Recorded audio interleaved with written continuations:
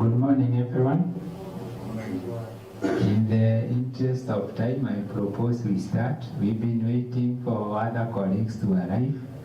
But if you look at our program, we ought to have started from 9:30 and it's heading to 10. So I propose we start. My name is George Wakaba and I would like to welcome you to this 1.5 days consultation forum on these 4 guidelines. These are draft guidelines on corporate governance, asset development, turbid water treatment and tariff. And we hope by the end of tomorrow we'll have received your views, because we are trying to get your views so that by the end of the day we'll have a standard or a guideline that will be used in the sector for the next, say, 5 to 10 years to come. So you request that the guidelines are in our website. Also, we have a form in our website where you can use to give your views. During the workshop, the forum, we'll also give you the forms. If you want to write and return back to us, you can do that, or you can return the form to info@wasrem.go.ke. Before we proceed, I will request one of us to pray for us. Timothy, you may open for us with a word of prayer.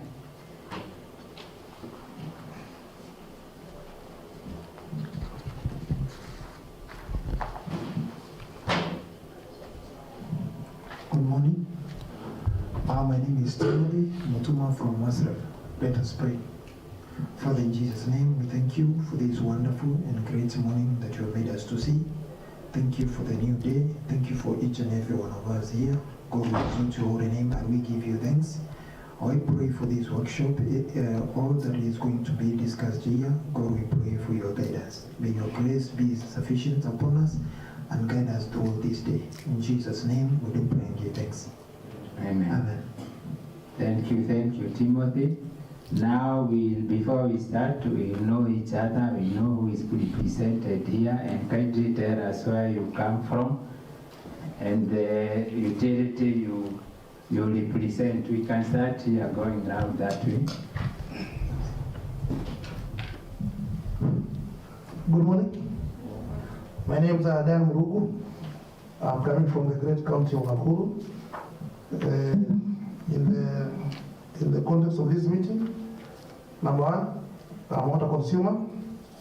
And number two, I'm a public policy lobbyist via public participation. I want to believe these are public participation as per your media advert.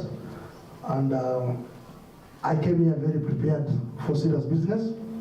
I know you're supposed to tackle 4 regulations. Already, I think I have 2 recommendations for 2 regulations, right? I've actually tackled 2 regulations, so I came here very prepared. Thank you very much. Good morning, everyone. My name is Eric Odongo from Karagita.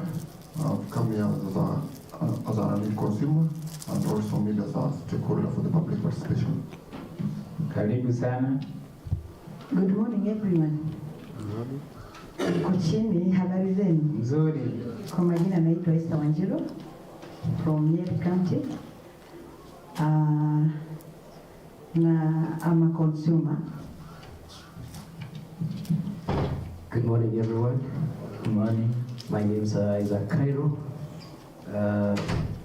I'm here representing people with disability.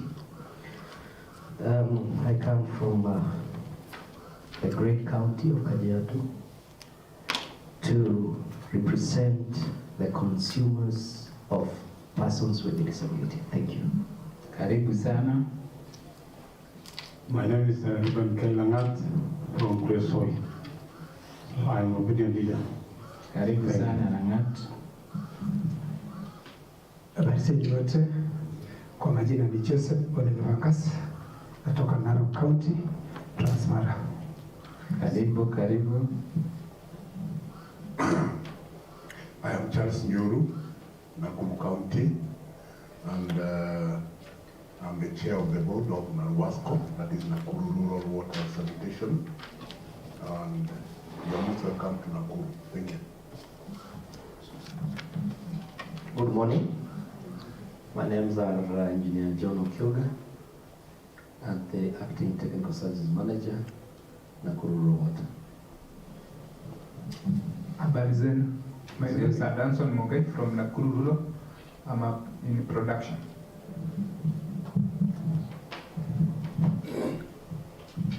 Good morning. Good morning. Morning, morning. My name is Richard Domu from Kikuyu Water Company. I'm a director. Yes, good morning. And my name is Engineer Kamunyo Kahenya, Kikuyu Water Company current chair. Thank you. Morning, I'm Esther Gashan, Director Kikuyu Water. Morning, I'm Jane Burage, Managing Director Kikuyu Water. Good morning, I'm Jennifer Chebet from Kikuyu Water Company. Good morning, I'm David Yogo, Kikuyu Water Company. Good morning, Michael Kangende, Kikuyu Water Company. I'm a director there. Good morning, Margaret Maina. I'm from the legal department in Wasreb. Good morning, I'm Charity Karemi from Monitoring and Enforcement Directorate. Yes, good morning all. I'm Albert Ochola from Wasreb. Yes, good morning. James Kibutu, Manager Licensing at Wasreb.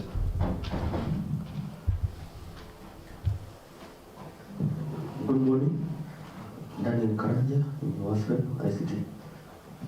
Thank you very much na karibuni nyinyi wote kwa hii forum ya public consultation, na I want to believe kila mtu ameregister katika registration desk yetu pale, na habari na hayo pia nataka kujua kama kila mtu ako na program.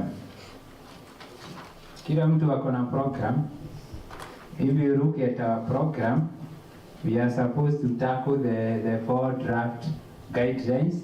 We will start with the corporate governance guidelines. We will have an overview. Then after tea break, we will look at the tariff guidelines. We will also go through it and have some plenary discussions. Then in the afternoon, we look at the asset development guidelines. Tomorrow will be a short day whereby we'll have a plenary discussion. Then we'll look at the guideline on advanced technology in water treatment. So welcome very much once again. And because of time, I'll go straight to the presentation on corporate governance guidelines. And this would be my outlines. We start by looking at the objectives of these guidelines. Then we look at these standards, because once they are guidelines, when we call you again to validate them, they will become a standard in the water sector. We've been having a standard, but we decided to review and revise the old one. So that's why we've called here, so that we can look at it together, so that going forward we'll have a document that is agreeable to all of us. Then we look at the shareholder role in management of WSPs. In this case, shareholder, we know water is a default function. So shareholder is the county government who hold the shares for the people of on behalf of the people of the county. Then we look at the role of the board. I'm very impressed to hear here we have quite a number of board members. We'll get to know more about what is expected of you as a director, as a board member of a company. Then we look at how this company, or how we are supposed to relate with stakeholders or the players in the sector, because at the end of the day what we are required to do is to make sure we give water services to our people. Then on the background, we know government has an obligation to come up with policy, legislative, and other measures, including setting standards to achieve progressive realization of this rights to water as guaranteed under Article 43. And that is why WASREB as a national government institution has that responsibility of determining and prescribing standards and enforcing them, so that we have those standards for provision of water and sanitation services. And that's why the reason why we've called you here, because these guidelines, once it's agreeable between all of us, will become a standard for provision of water services, especially in management of our companies. So why corporate governance standards then? Is because we want to ensure there is an environment that allows utility to advance long-term shareholder value. And we say in water sector, long-term shareholder value is when that consumer down there is getting water in the right quantity and right price. So the other reason why we need these standards is to enhance realization of universal coverage, whereby everyone gets water. You know, we've been saying it started by 2020, we needed to have everyone covered. We pushed it further, now 2030 we are still saying we need everyone covered.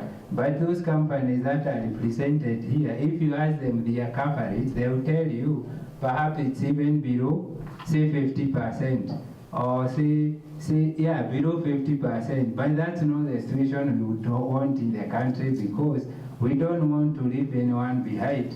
That's why we are saying everyone must be covered going forward, and by the year 2030, we should evaluate ourselves and ask ourselves, yes, we give ourselves this promise to have everyone covered. Are they covered? If not, then we should ask ourselves why.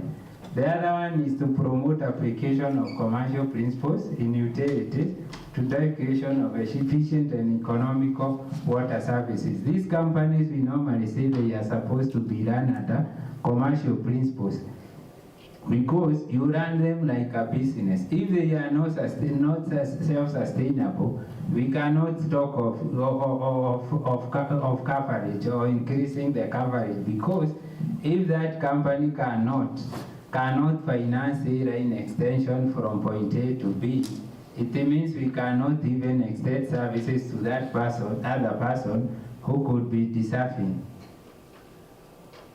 If you remember, Msemo used to tell us, Yasabaya, Maishabaya. So this governance is all about how we manage our institutions. So if we introduce Jasabaya in management of this institution, it means tutakaa maisha baya. Maisha baya could mean we don't have those water services we deserve.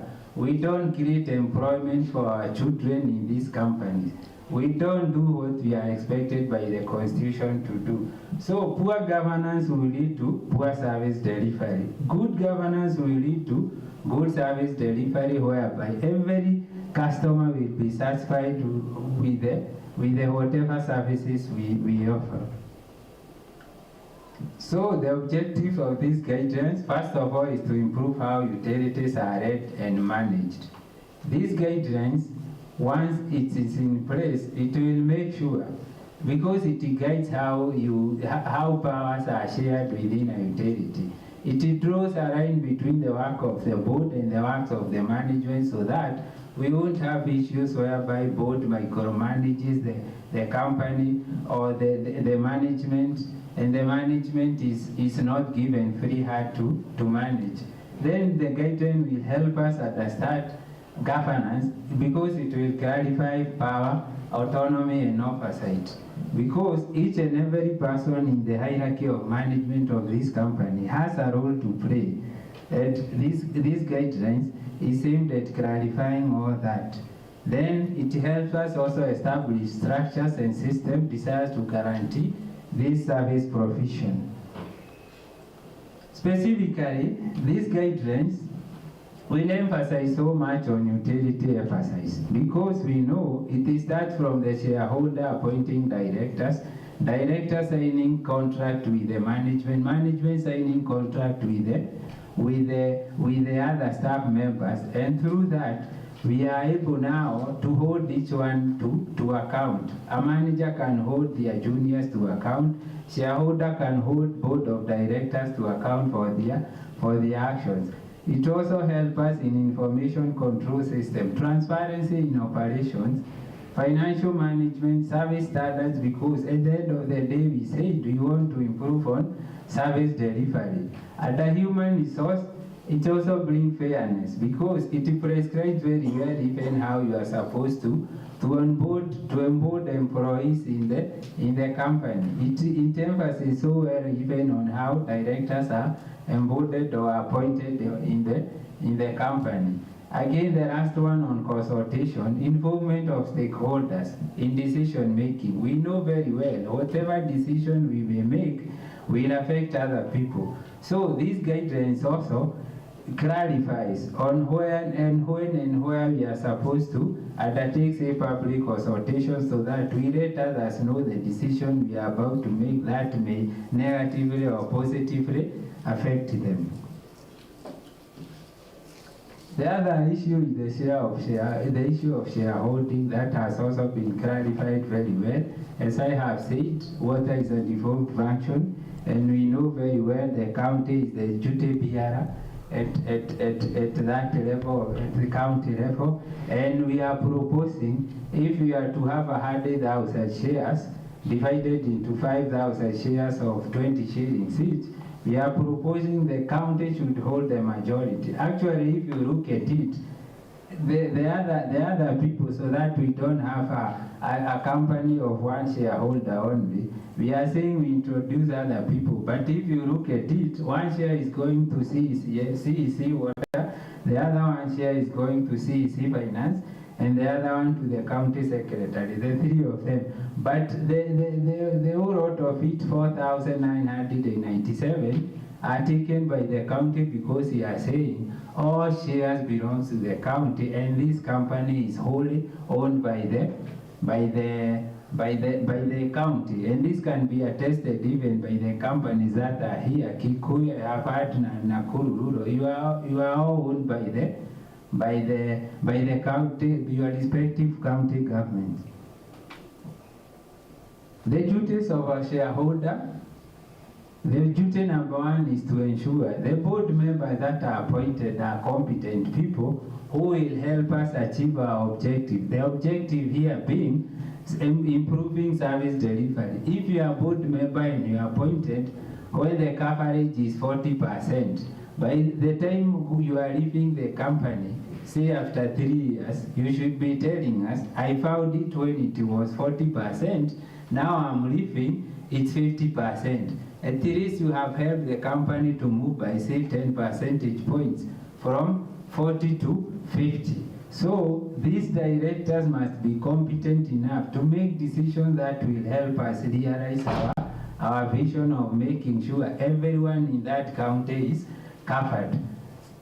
The number two duty of a shareholder, in this case county government and people we have seen and other stakeholder directors, is to ensure board is constantly held to account and responsible for the action. That is why we say in the AGM is when you get to ask questions as shareholder, because you'll get all the reports. It's important for the shareholder to keep reminding this board, you are here on behalf of the people of the county, and you had this target to meet. How far have you gone? It's very important. Then that shareholder has a duty to check the composition of the board if, in his opinion or in their wisdom, the board is not performing. So these guidelines also guides in that, because we are saying if you've been appointed, the coverage is 40. After 2 years, the coverage is still 40. 9/11, you got it when it was 60.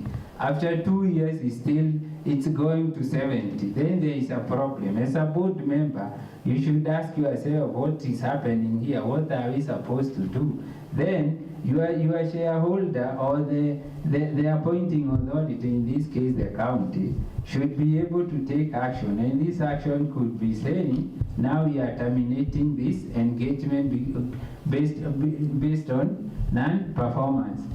Then the shareholder must also ensure you perform to national standard. Like once this guideline is approved, it will become a national standard for management of these utilities. The shareholder has a responsibility of making sure, as board members and as a company, you are following this national standard. Then the other one is to make policies and provide funds to sustain the growth of the company. The shareholder should be in the forefront in providing for this fund, especially where we are saying the coverage is very low and it's rural. You don't tell your company go and take over those areas. Yes, you can tell them go and take over, but you must facilitate. You must finance whatever is needed to bring them to par with where the company is. Otherwise, if you tell the company to go there and the performance there or the project you are telling the company, the performance is very poor, then you will make even the overall performance of the company again to be poor. So what are the rights? The rights of the shareholder, we know very well what's the license in this company. The first step is to make sure your company is licensed to operate, because it's illegal to operate without a license.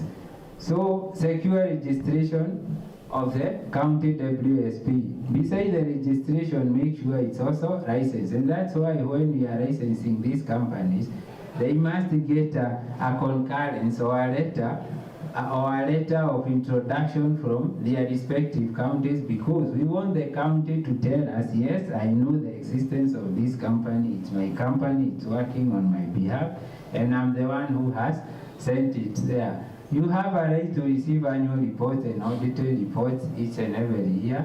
This is what I'm saying. This is the only way you will be able, as a shareholder, to hold these companies to account.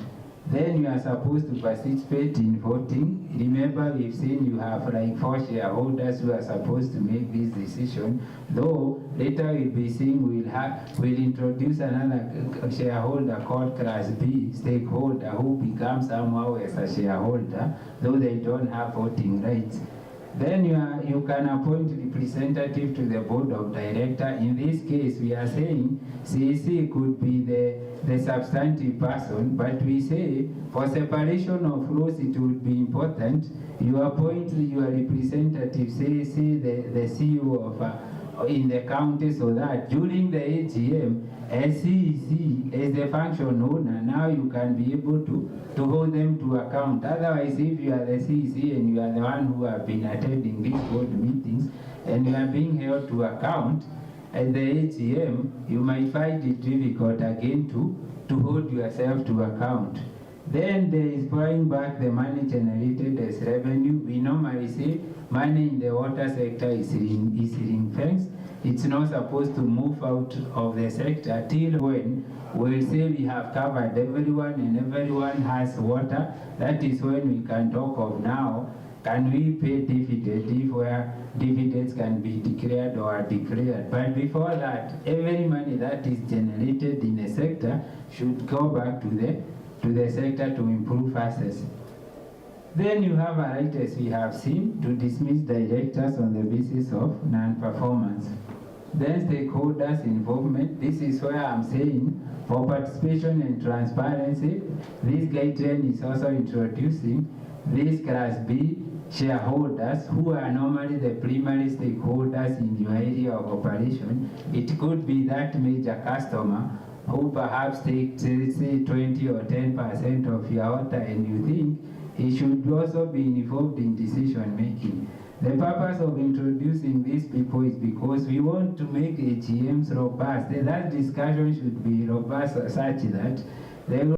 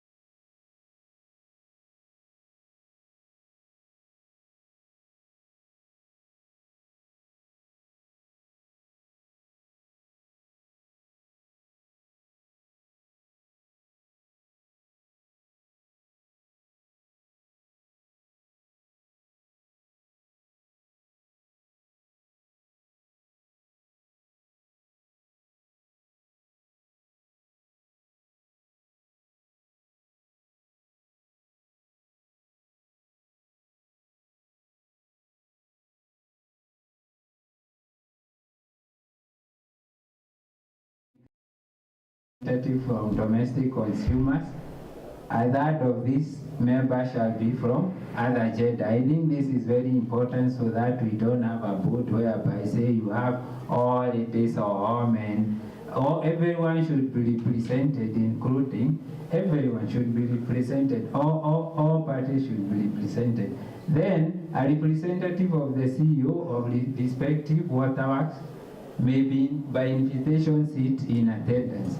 This is very important because we know the rule of waterwork is asset development, and you might have this person coming to represent their CEO because of government interest. Say there is a loan to be paid, they would want to come and hear the decision of board in as far as the loan repayment that was used to construct, say, a water infrastructure in that area. They may all come to sit and perhaps influence decisions in the way the company is supposed to service this role. And WASREB may also come, especially where we are monitoring a company where we have put it at a special regulatory regime. Special regulatory regime is where a company has continued to fail or to be non-compliant in many aspects, where WASREB now say, we believe the current management and the board of this company may not help this county or the government of Kenya to achieve its objective in service delivery. So we are saying this company requires more monitoring, so WASREB might be forced to be attending those meetings, so that also we get to hear the decision the board is making and we influence them, so that whatever decision is made is either to make this company compliant with various regulatory requirements that we have been issued, to make sure we get or we improve service delivery.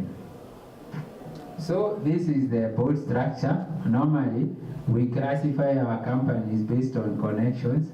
If you are small companies, meaning you are below 5,000 connections, we require them, you have 7 board members, 5 of whom should come from shareholder directors, and 2 should come from the county. As we have seen, county must always donate to 2 people. Again, here we must emphasize, we don't want a situation where, say, county is bringing 4 people in a board of 7 members. It means the decision will be skewed. It's like coming from the county side again. Then number 2, if you are between 5,000 and 9,099 connections, it means you are a medium company. Again, we require that you have 7 board members. This guidance tries to have a threshold on these numbers, because in some instances you find a small company having 14 board members. It means admin costs of such a company are so high such that instead of focusing on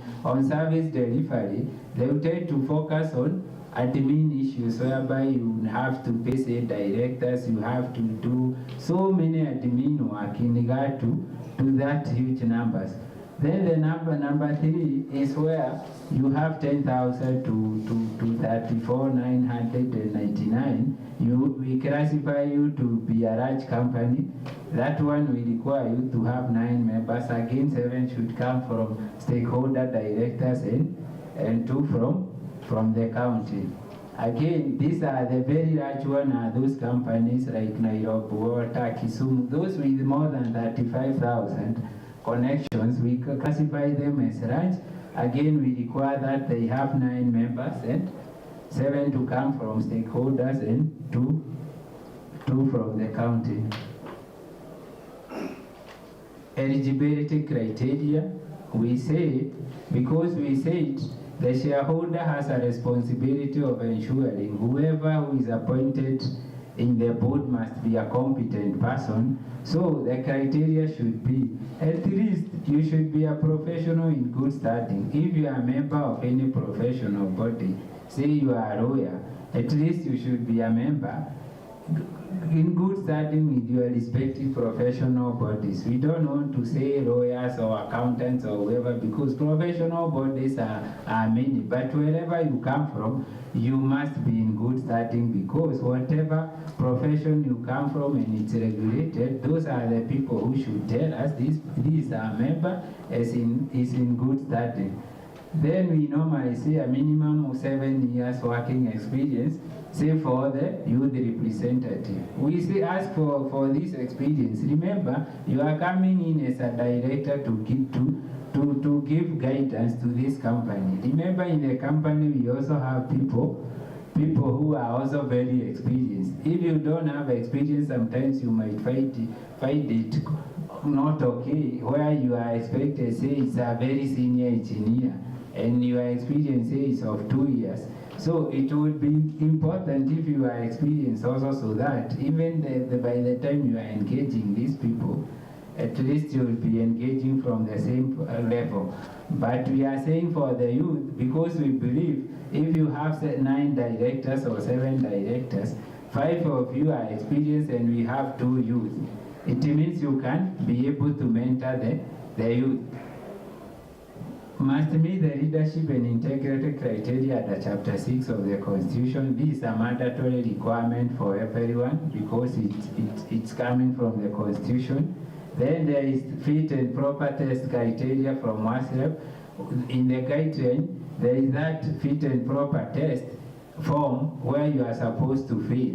That form is help the appointing authority to have a background screening of the person who they are about to engage as a board member. It has a lot of information, and I would request that if you go to this draft document, we have annexed this form so that you can also critique it or tell us where we are supposed to improve. Then the last one, the board must represent non-registered stakeholder groups in the locality. If you are representing resident organization, that locality, this must be a known organization there. Don't say you are representing a resident organization that is not known. So this is an important criteria so that we only bring on board people who are within the locality or who will be affected by the decisions of the company and who want to improve service delivery in that area because they are also stakeholders or they have interest. Then the appointment process, we normally say it has to be transparent and it has to be advertised so that we only attract people who will come to add value to the board. We'll have an ad hoc selection committee of county representatives and two or three primary stakeholders. We say primary stakeholders could be that principal of that school that consume a lot of water for you. You can pick them to come and help us appoint or nominate these directors. Then you will make them to undergo through this proper fit and proper test. Then the committee, the ad hoc committee, will also be required to conduct the interviews. After the interviews, then they will report to the shareholder, in this case the county government, then who will use the county secretary to give appointment letters. An appointment letter should be very clear again on issue of performance because you are being called to help us improve on service delivery, and this is what we are calling performance. It has to be very clear. If you don't perform, it can cause it can be the cause of a separation between the appointing authority or the board and yourself as an individual director. Then the termination clause on poor performance should be very clear in this letter. And I would say it again, as a board member, you are called upon to help us reach that extra person who doesn't have water in the county. Still on this process, a board member shall serve for a maximum of 6 years, but you have an option of, you can say you want to extend after say 3 years, but we also say you should also retire by rotation. Those who will have served for more years should be the first one to retire so that we keep refreshing, we keep bringing in more people. Then the list of the ratified members and stakeholders shall be maintained in the website. It's very, very crucial, even where you are as a board member. Keep asking that company whether they have a website, so that anyone who wants to know more about the company, the directorship, when say the directors are to be appointed or when their period is to be terminated or to come to an end, the performance of the company, it should be very clear in your website. So keep asking them or visiting that website of the company you are in as a director or a stakeholder or any other person, even the public. You see, websites are open. You can always go and try to find out more on even performance, because it is expected that company will also be posting their annual report there, say their performance and the impact report. If you come to us website, you will be able to see the performance of your company. The same should happen at company level. The performance of that company should be very clear. We should be told if there is a project being undertaken somewhere in a certain area. The company, besides putting the signboard, should also be telling people of a certain word, the company the county is doing ABC for you. It should be very, very clear. So the board succession and period in office. We've said members must not retire at the same time to ensure institutional memory. We have said that other members other than the county representative to retire by rotation every year. Now we say if you are all appointed at the same time, you can retire by lot. We can say the first two, you and you will go first. Then so that we have an opportunity to recruit others. We have said the retiring member has an option to apply because we don't want to disadvantage anyone. We have to give them an opportunity to express their desire to be reappointed, but the other rules must apply. Then the county to use annual performance assessment to evaluate members' performance. Still in this guideline, we have a form whereby the board will be using to do a self-assessment as individually and as a board, so that we say, when we started, we had a plan. We had set ourselves targets. This is what we were supposed to have done. At the end of the period, can we now evaluate ourselves? How far did we go? It should be very clear.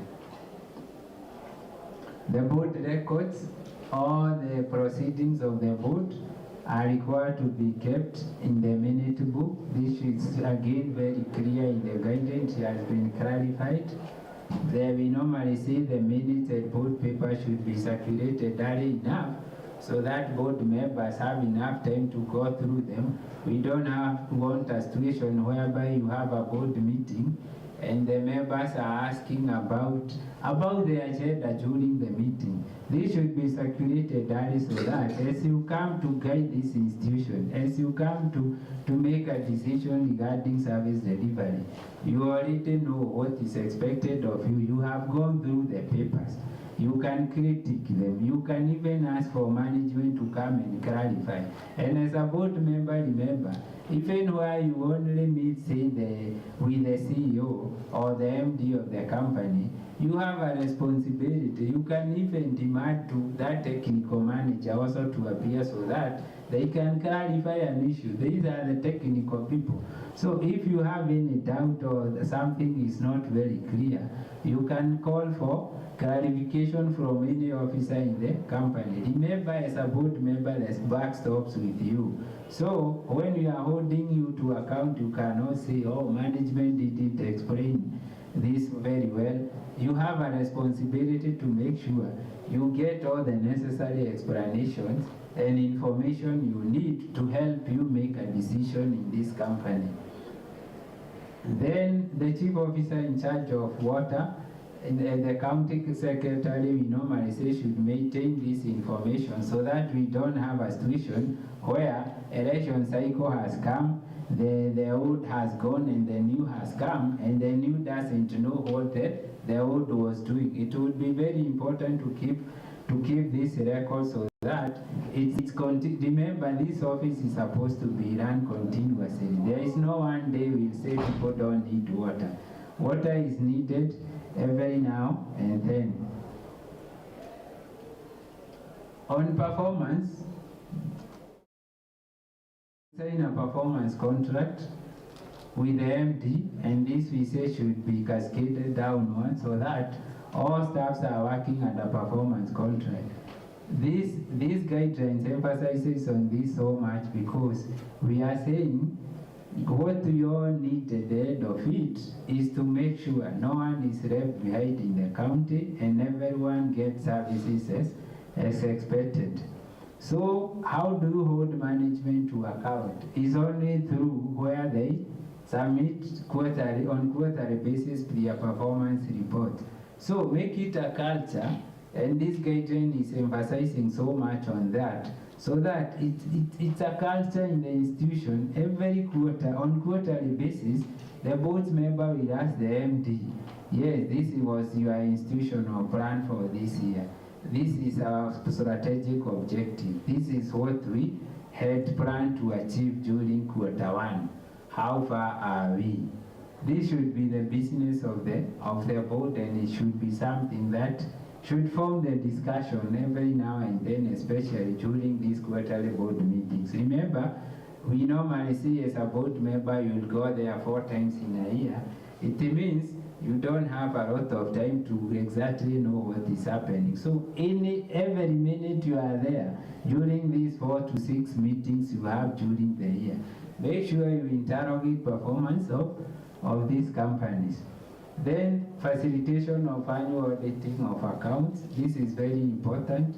It is the responsibility of the board, and there is somewhere in the financial statement, there is a statement that's normally signed by the chair. By signing that, chairman, that statement on the board responsibility, you are actually saying you take responsibility of whatever is in that financial statement. So it would be very important for you to know what is there.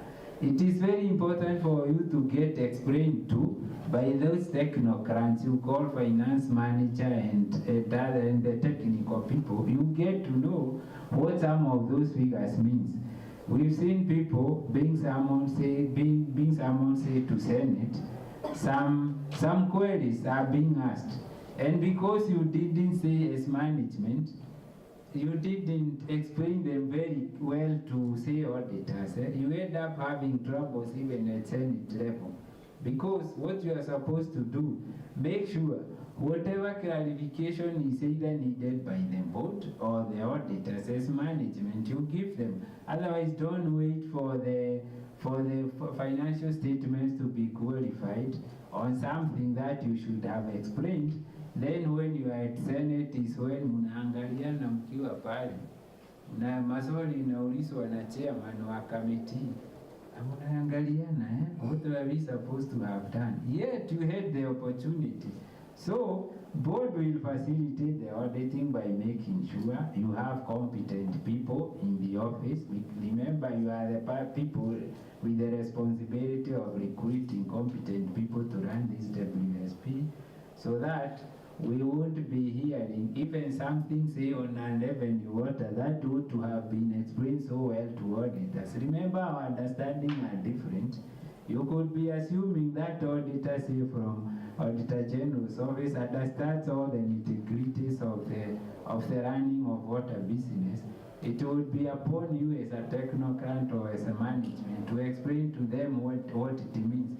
If you are non-revenue, say it's 45%, tell them in water sector, we have a risk appetite of say 25% on 20 to 25% on non-revenue water. So as they do their calculation of say 45 times the volume lost, now they convert it to monetary terms. Tell them we also as a sector have these benchmarks, because some don't even know their benchmarks, and they might qualify your accounts on the basis of something you ought to have explained. Then the quarterly reports are also supposed to be submitted to the county and to the WASREP as per the license requirement. Then there is the issue of performance guarantee. When we are licensing you, we also demand that or require you to deposit some money with us. Just in case you don't perform, this money can be utilized. It can be utilized because you will be penalized, because we also monitor performance. If we penalize you, we normally utilize this money to do that work. Then whatever profits you make, it should be very clear. It should be brought back to the company to improve access. Then accountability to shareholders by the board. This guidelines is also very clear and then emphasizes on this very much. There is a requirement to call an annual general meeting. We say this is the forum where the shareholder holds the board to account, so it's very important and should be undertaken or held in every year, once in every year. Then the board and the management should always disclose all material aspects of the business. That's why we demand that those accounts have to be audited, because the auditor will have an opportunity to give an independent opinion on the financial statements. There are other aspects where the audit may not see, especially on performance, because we know the other aspects apart from financial. It means the quarterly basis or annual report of the company should also bring out some of these performance aspects that may not be covered by financial audit. Then the other one is to ensure water service provider has complied with all relevant laws and you must be very sure it has complied. How can you be sure? It's from the reports you will be getting and the kind of interrogation you take the management through. Don't just swallow hook, line and sinker whenever a report is brought to you. Ask questions, because if you don't ask questions, it may never be clarified to you. But the moment the management know you ask questions, you seek clarification, they'll be very careful and they'll be willing to give you more details, so that whatever decision you will make, it will be a very informed decision. Then the final one is to act in the best interest of the company as a water service provider. That's why we see you have a role to always act in best interest of the company. And we normally say, even before sometimes you start a meeting, you are supposed to sign that conflict of interest register, so that we know whatever agenda item is on the table, no one is conflicted, so that whatever decision we make, it will be an independent and objective decision that will help us move to the next level in service delivery. The relationship with stakeholders. As a board, you are supposed to identify internal and external stakeholders and have a policy on how to engage with them, especially in areas on how you appoint directors, how you monitor performance of the company, how you protect, say, water sources, how you collaborate with others to make sure sources are protected, how your assets will be protected, how you can get feedback from stakeholders. And stakeholder could be your customer. It will be very important as a director you keep asking yourself. People normally complain, say, for lack of water or other different issues we normally have in a water company. As a board, try to ask yourself, how are these issues addressed? There is that complaint register. When they come to report to you, have you ever asked them about how they handle complaint register or complaints from customers?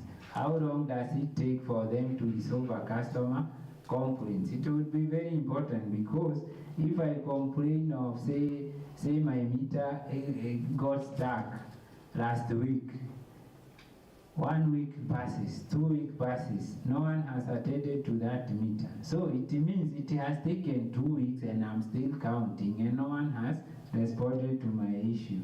So it would be very important to make sure you address issues raised by these stakeholders, so that we keep improving this relationship, because these are the people we serve and they expect a lot from them, as we expect them to pay for services we offer.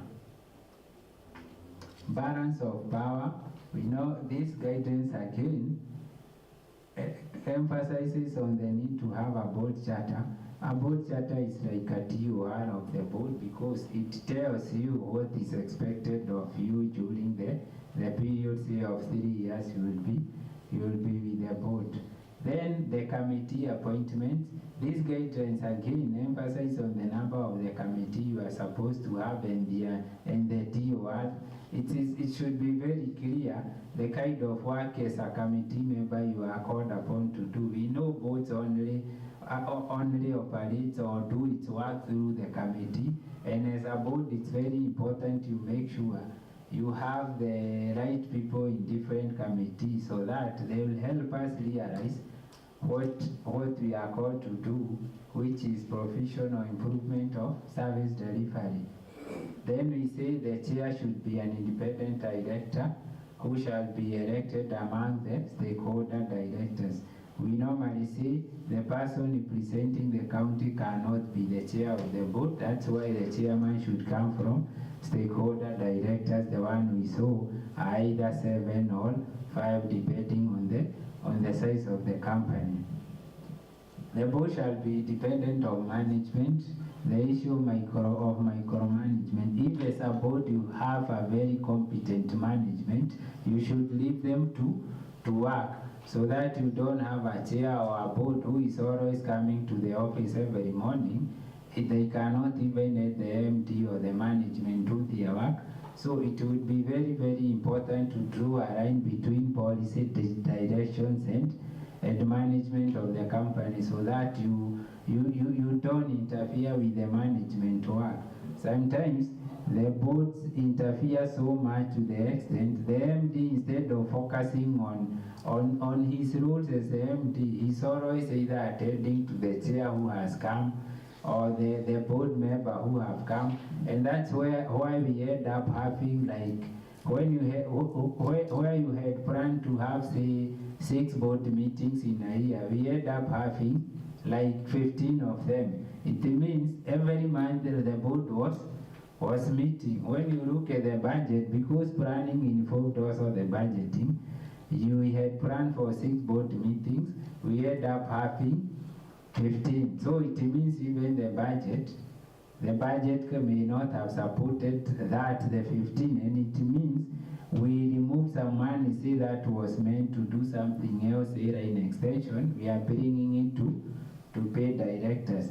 These guidelines does not allow that, and it's very clear on the balance of powers of the board, and as far as board meetings is concerned.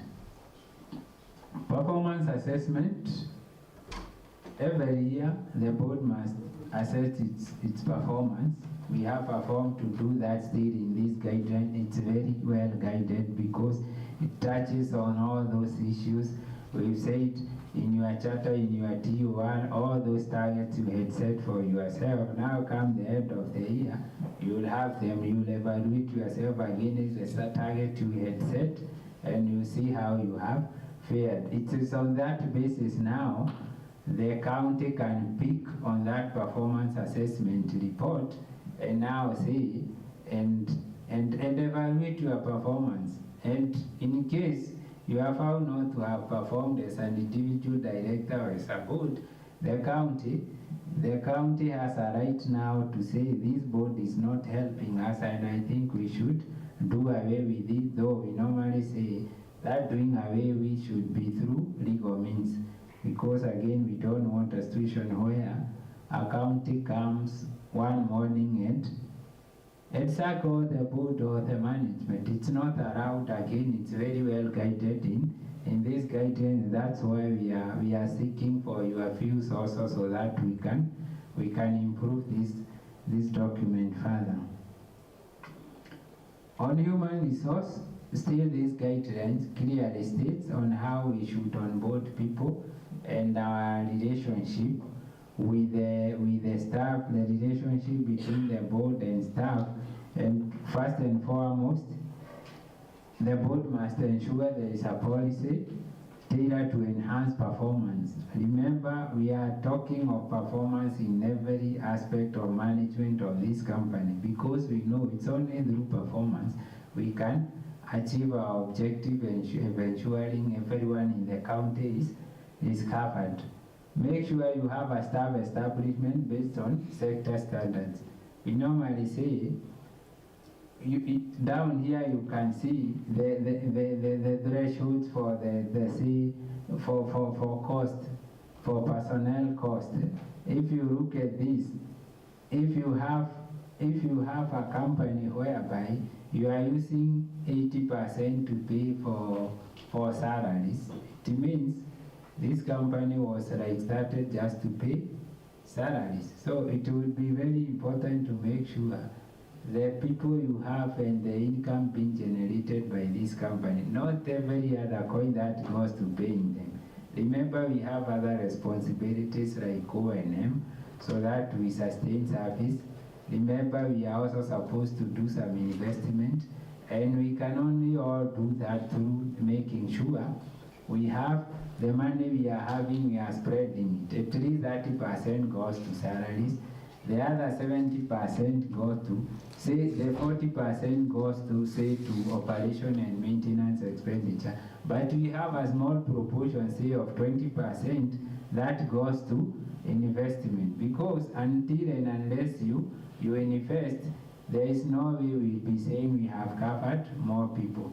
So whatever money you generate or is generated in a company, it should be shared such that not a lot of it should be go to say paying of staff. And that's why for very large company we are saying at least 30%. Then for large we are saying 35, for medium we are saying 40. We are saying 40. So it should be very clear so that we don't spend a lot of money. I don't know what is happening, but because the other thing is the competitive recruitment. The people recruited should be people who will help us achieve our objective. CBA is where you have collective bargaining agreement that tells you to pay more than your budget, that tells you to pay more than what you have. We are saying if you are a company and your tariff, which acts as your budget, did only allowed you to be within 35%, but CBA is telling you to pay 55%. No, there is a problem, and you have a responsibility to ensure sector productivity standards are followed. Then we normally talk of continuous training and development of staff to make sure your people are continuously trained and developed. Then on risk management, make sure all risks are identified and managed. This is very important so that we not have situations whereby any risk will not be mitigated because we didn't plan for it. So these guidelines also emphasizes so much on the risk management aspect, which is a component in management that should be taken care of. Then the other one is social responsibility. You must make sure as a good corporate citizen, from where you operate from as a company, it's very important also to give back to that society you operate in. Promote fair and just equitable employment policies. Let everyone, let open up employment so that you don't only bring your people. It should be open such that anyone competent or qualified can be able to apply and get a chance to work for the company. Then enhance and promote the rights and participation of the host committee. This is through involving them. Then it's important to publish social responsibility report together with your annual report. This is what we are proposing. In the previous version of the guideline, there was confusion because there it was relating the higher of. I think now it's very clear, it has been clarified. The board expenditure for different categories of companies with different turnover levels. I think we are introducing a percentage at the same time capping it so that if your 6% is say 60 million, remember if your 0.6% is 60 million, you can only spend 50 million. If your 4% is 8 million, it's capped at 7 million. You can only spend 7 million. We introduce this capping so that we don't have a situation where the board plans to hold 4 meetings, but they end up holding 10 or 15 of them. So it is very important to introduce this capping so that we don't overexpect on this board expenditure. So with that one, I beg to add at that point so that we can break for tea. I'm informed tea will be closed at 11. So we need to proceed for tea. Tea will be served just outside here, so that when we come back, we'll have reactions to this governance or presentation, so that if you have a question, please hold it till after tea break, when we come back and address all issues that will be faced. Karibuni chai.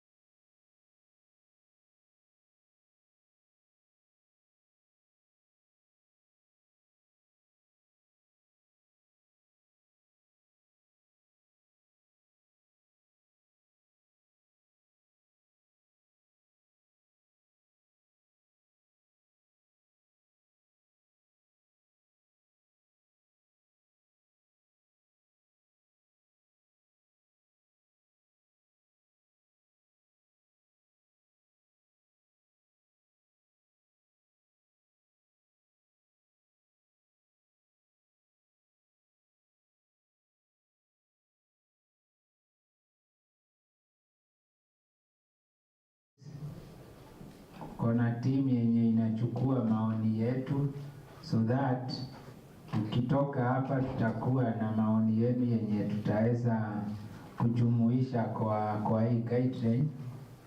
Na nitaomba Timothy uweze kupeana kipaza sauti kwa mwenye ako na maswali. Kama kuna kitu ungetaka we clarify ama tuelezee zaidi, huu ni wakati wako. Ama kitu ungetaka ijumuishwe yenye haiko kulingana na hiyo document. Hii tulikuwa tukipresent hapa, hii ilikuwa tu ni summary of all the document is saying, ni summary. Kwa hivyo kama kuna maoni tunaweza answer na tuendelee. Hapo.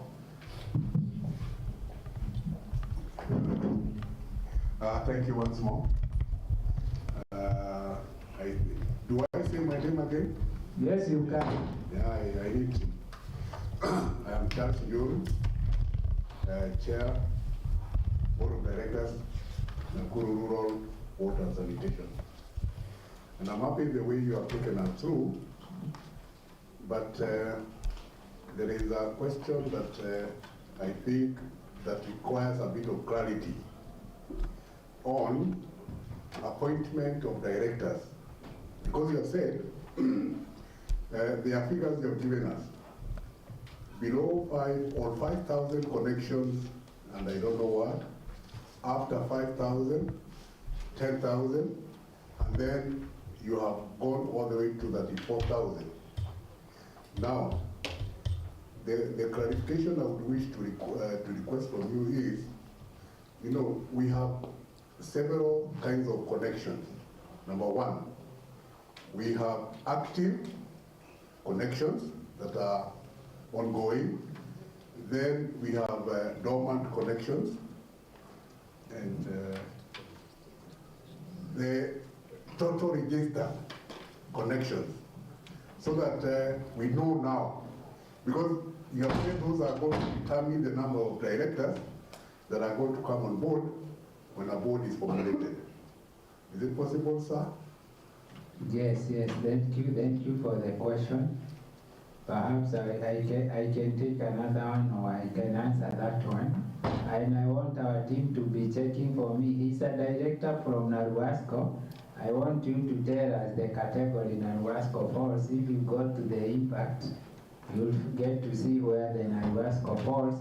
But all the same, in the water sector, we normally say, if a connection is not active, to us, it's not a connection. It's active. It's active because it's serving people. If it's dormant, say for more than 3 months, inasaidia mtu. It could be dormant because someone is not paying, but we normally say a company should have an arrangement with the customer on say part payment, so that we don't deny anyone water or right to water because we say it's a right. So we should look for every other opportunity to make sure we continue serving our people. And when we are talking of stakeholder relationship, the way we relate with our customers, one of them is like, I have been late in payment of my bill, say for 2 months. What do I do? My bill is 1,000. Can you allow me to pay, say for first week 300, then next week nitakuletea 300 hiyo wiki ingine naishe. So when we talk of these connections, when we say 5,000, we only consider active connections. And when we are analyzing performance of WSPs, when we talk of the number of connections, because it forms a basis of many other performance assessment aspects, we only talk of the active connections. We know there are dormant and there are the legacy ones, or the old debts that were perhaps borrowed from municipal council or that were taken over from the councils. If it's dormant and not active, we don't consider that because we only talk of people we are providing water services to. Thank you. Another one?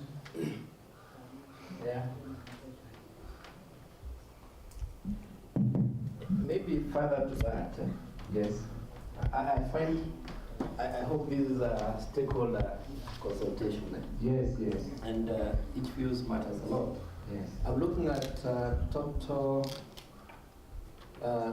number of connections. Yes. To be considered as a guide. Yes. On the following perspective. Number one. Yes. You may have an account that is basically dormant. Yes. And this account is as a result of probably land subdivision. We know we are in a country where such is happening and land is being subdivided. So as such, if we can have a framework upon which there is what we call succession of such dormant accounts arising from either land subdivision, then that counts, so that we don't lose. The essence here is that still in the overall performance of a utility, such kind of dormant accounts have debts, and these debts have an impact as far as the overall performance of a utility is concerned. So I could strongly feel that that becomes a consideration much as the utilities look for means and ways, of course, to activate such accounts based on probably the performance of the water infrastructure. Because you find, especially where we have water supply systems, and there is the growth of towns, especially at the upstream levels, you expect to have what we call a backdoor effect, and that renders such accounts, especially at the extreme end, dormant. That therefore means there should be other new water sources which basically could be developed, which will ensure that such accounts are activated, so that we look at it holistically. But of course there will be those internal mechanisms or utilities which could be used to ensure that such accounts are activated. Thank you very much. I like that last sentence of internal mechanism in the utility, because it's very true what you talked about, and it's a very genuine concern, because you might find in case of succession, you might end up having those legacy debts. It's very true. But that internal mechanism, because there is this concept of know your customer.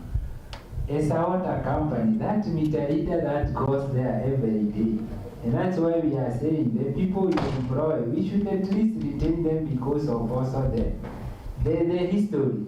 They have the history, they have the background of the area, so that if it's subdivided and the meter reader was reading this meter, and these people now with say new pieces of land, they want to come and register new customers, this person, our person on the ground should guide us.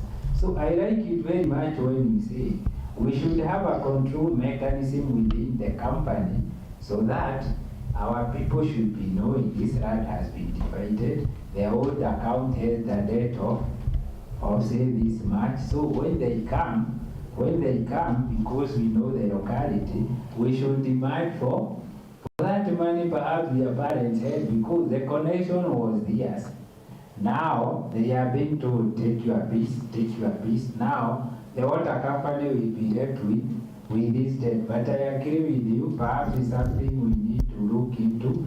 But now that dormant account will not force us to end up having this, what we call those debts that cannot be serviced by anyone, because once the parents are no longer there, the children may not be able to repay. But we should have a mechanism of saying, so long as same land, go by that. Before we even give you a new connection, we'll demand that you also pay, because it was a debt incurred for, perhaps on your behalf by your parents. Sawa.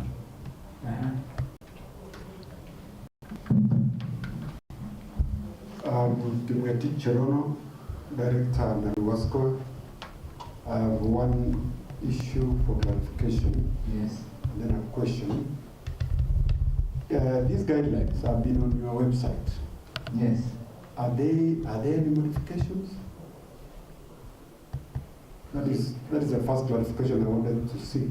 Yes. Then the question now is, worries. We got a report this year that the people representing the county, that is the CEC Water, CEC Finance, must not sit in audit committee because they happen to be shareholders.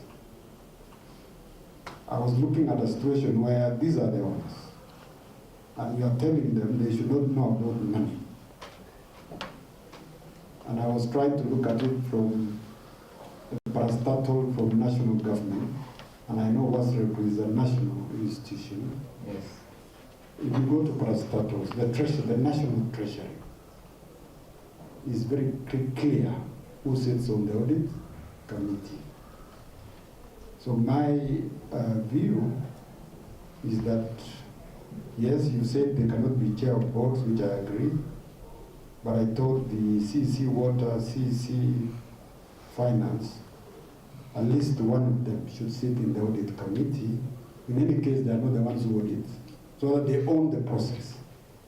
So that they own the process, because the Auditor General is the person who audits our water companies. And then number two, under the balance of power, that is 2.6. The chair of the board is supposed to be elected by directors.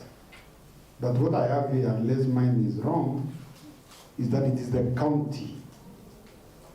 The county has a role in appointment of the chair. I remember one time we met one of our very large WSP, and when we talked, compared notes, they told us that the chair was appointed by the governor of that county, which we found out very odd ourselves.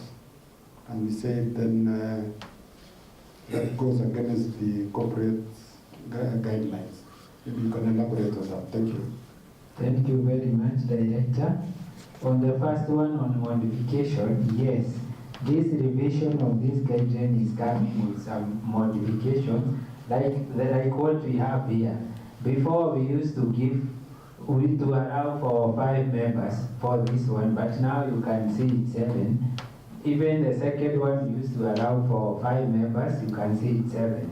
So it's coming with some modification, and if you read it and you compare with the old one, even when we are talking of, say, board expenditure, it never used to be clarified the way we have clarified it this time around. So it's coming with some slight modification, which is aimed at improving on it. On the worries, on the sitting of CEC Finance, as you say, it's true. If you look at the way parastatals are modeled, Treasury, actually it's mandatory for Treasury to sit both in finance and audit. So there was that position earlier, but you see, we are living in a dynamic sector where we continue taking views from stakeholders. So the current position is actually in audit, both in audit and finance. That's easy, especially the county representation. Nothing stops them from sitting, because at the end of the day, it's oversight. We said CEC is not sitting in person. We said for separation of roles, you said you are CEO, so that you can hold them to account during the annual general meeting. So we are saying the CEC Finance, the CEO now, the representative of the CEC, whom we saw is a shareholder, can come and sit in the audit as a director, the way he sits in the full board as a director. CEC full board, C committees are from, C board members are also committee members. Yeah. We said board was through committee, so nothing stops the representative of CEC sitting either in finance or audit, because at the end of the period, they'll be held to account by the shareholder, who now will be the CEC seated there telling them. Again, after every board meeting, it's very crucial. You go and brief your boss. Today, if I'm saying to our water companies, we said even WASREP can sit. If my CEO sent me to a water company board, when I come back to office, there is what we call back to office report. This report is what you take to the CEO and brief them, because you sat on their behalf, so they have a right to know what transpired in those meetings. The same should happen for in these board meetings where CEC is being represented by chief officer. There is another question on balance of power, appointment of the chair. Yes, it is true that if we are appointed, the 8 of us, we should sit and say he'll be the chair. But remember, even where like State Corporation, it states very clearly the board should appoint the CEO or the MD. But to the appointing authority, you said how many names? 3. I want to believe this process should also allow for that, so that you sit among yourself, you say number 1, you number 2, tupeleke hii majina kwa appointing authority. They can appoint 1, but essentially it's who appointed the chairman? It's you, because you are the people who sat and decided. This one we are taking to the county for concurrence, but it is the board that is supposed to appoint the chairman amongst yourself. Sawa. Another.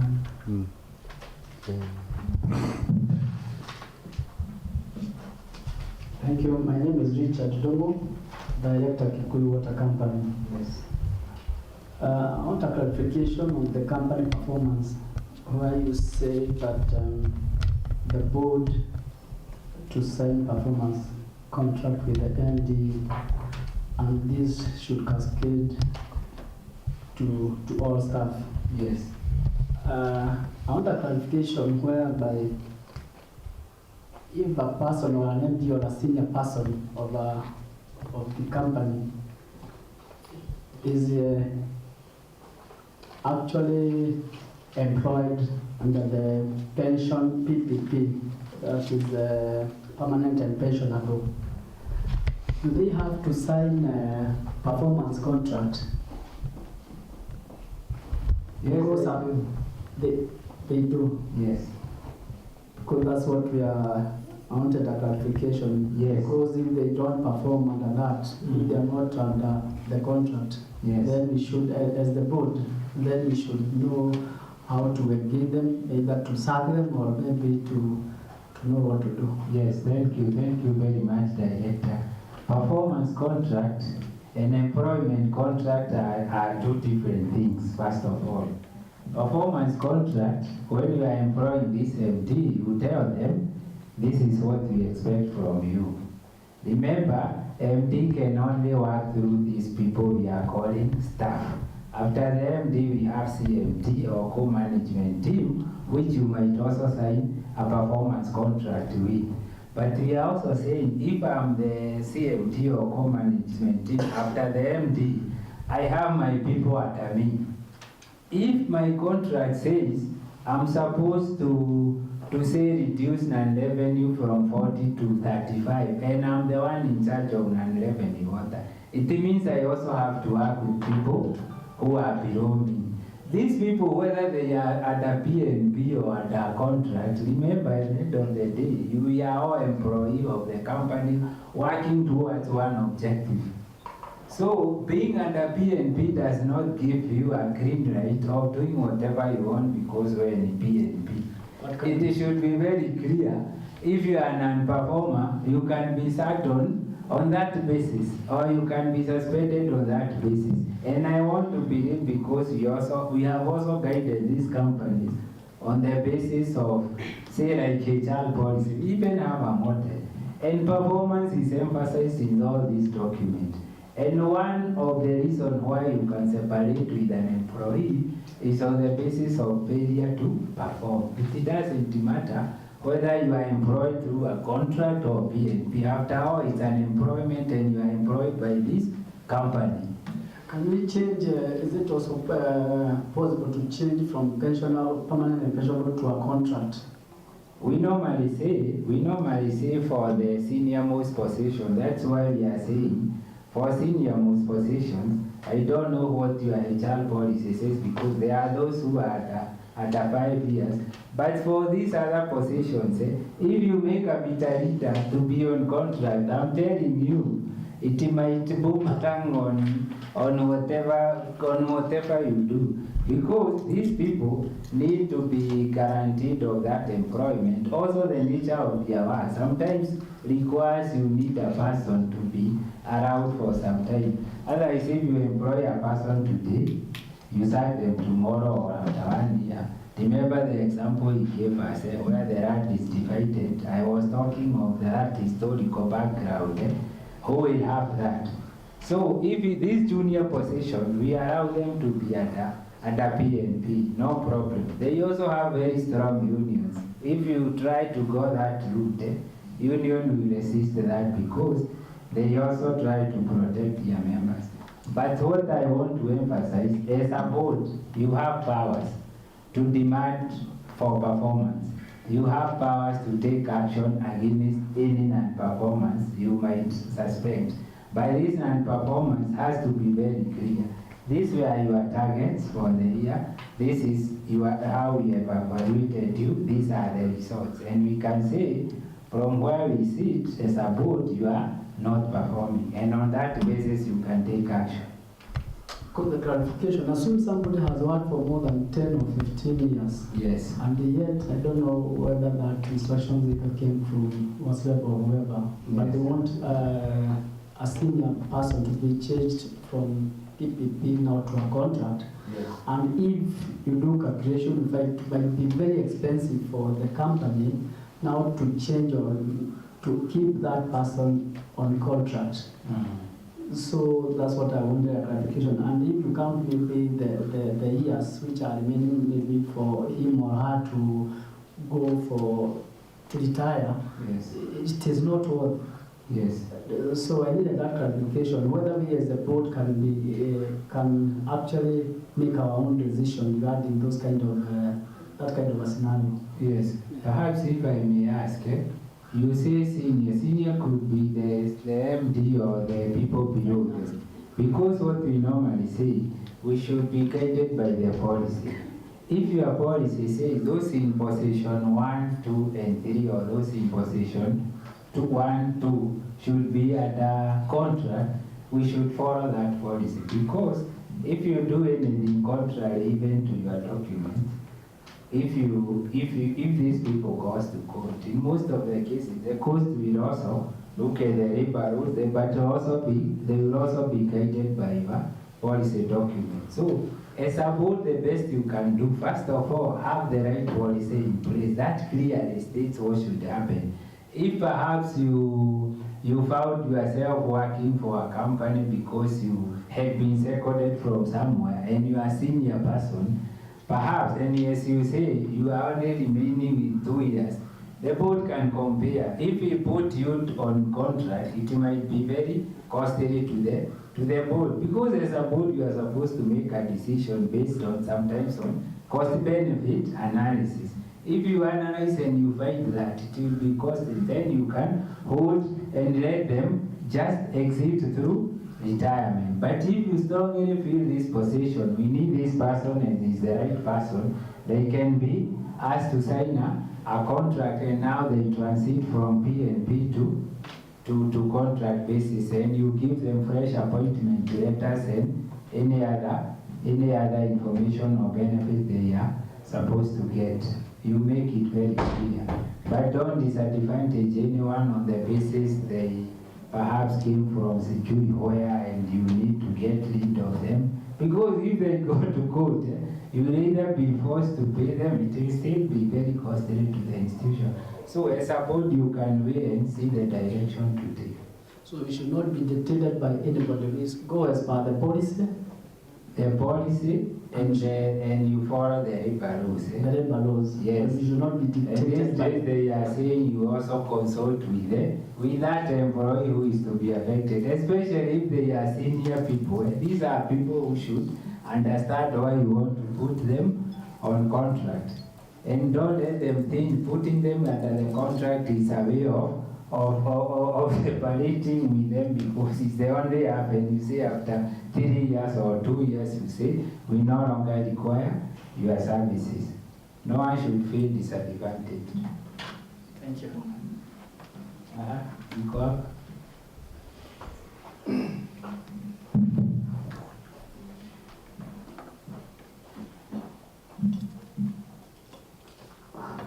How are you, everyone? My name is Isaac. I have 2 questions to ask on the composition and the appointment of the board. And the other one is about the autonomy and mandate of the board. On the first question I'm asking, there is a part that you have said that 2/3 of the committee of the board will be of either gender. I would propose, let me make a proposition that we should include gender and inclusivity. When you put gender and inclusivity, you will be able to put people with disability and minority and all other groups that are special to be in that board. Actually, we have seen in most of the cases where this kind of group has been isolated, whereby they are not able to be included in making decisions in the board. The other question is about somebody, I'm just echoing on somebody who have said about the mandate of the board. How protected is this board from the whims of the executive? Is it going to be dictated by the governing body, either the county government or the national government? And are they going to have their autonomy so that they may be able to fulfill their mandate? Because most of the cases you will find that the county government will dictate on the board on issues that are made by the board, and you will realize that at times they will even dictate on the appointment of the board and sack them anyhow, not knowing that this board has their own autonomy. Thank you. Thank you very much for the 2 questions. First of all, we take note of that aspect of inclusivity, and it's something we would also want to include so that we clarify that aspect of gender. If it's somewhere we are, because it's supposed to be as inclusive as possible, so the rapporteur team has taken note of that. The other one is the protection of the board. Yes, the board is very protected because we said, if you look at this appointment, is as per the law. That is why these guidelines, we've said it will become a standard for the sector. Remember, if you don't follow these guidelines when appointing the board, it means you have failed to follow the sector standards. And we said one of the role of the shareholder or the responsibility of a shareholder is to make sure the sector standards are complied with and followed. So when we say it needs to be competitive, if you join this board through a competitive process, remember it is through that competitive process that brought you on board. So you are supposed to be independent. Whatever decision you make, don't be swayed or don't be captured by, say, the appointing authority. Because the moment we have a board capture, you will just be coming to sit as a board, but decision will have been made elsewhere.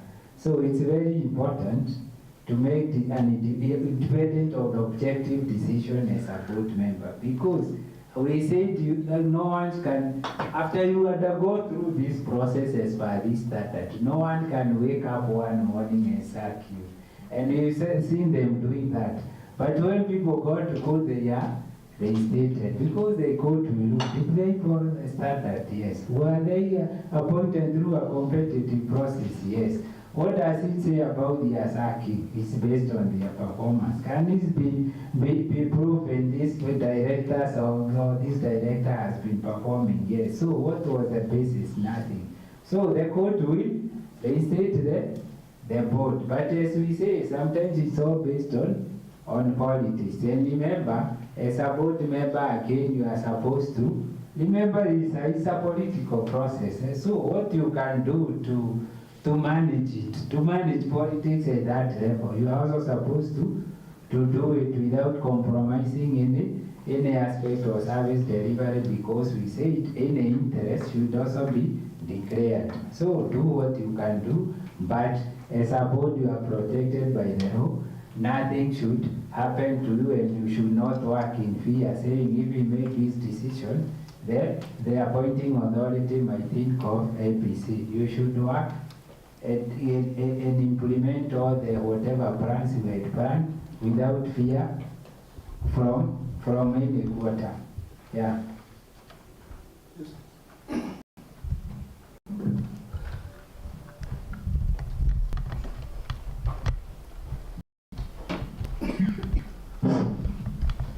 Thank you very much.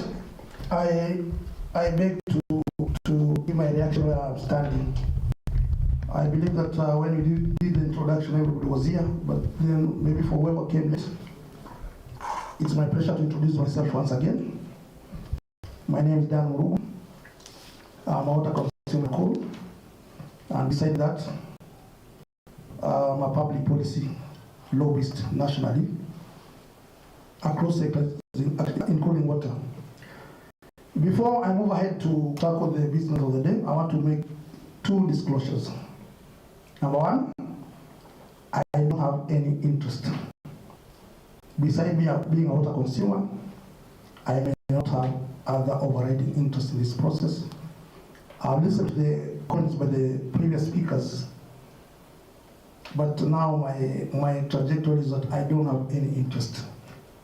Full discussion number two, I want to say that I was at WASREP office in Nairobi on Wednesday to confirm about this meeting, and the team lead can confirm the same.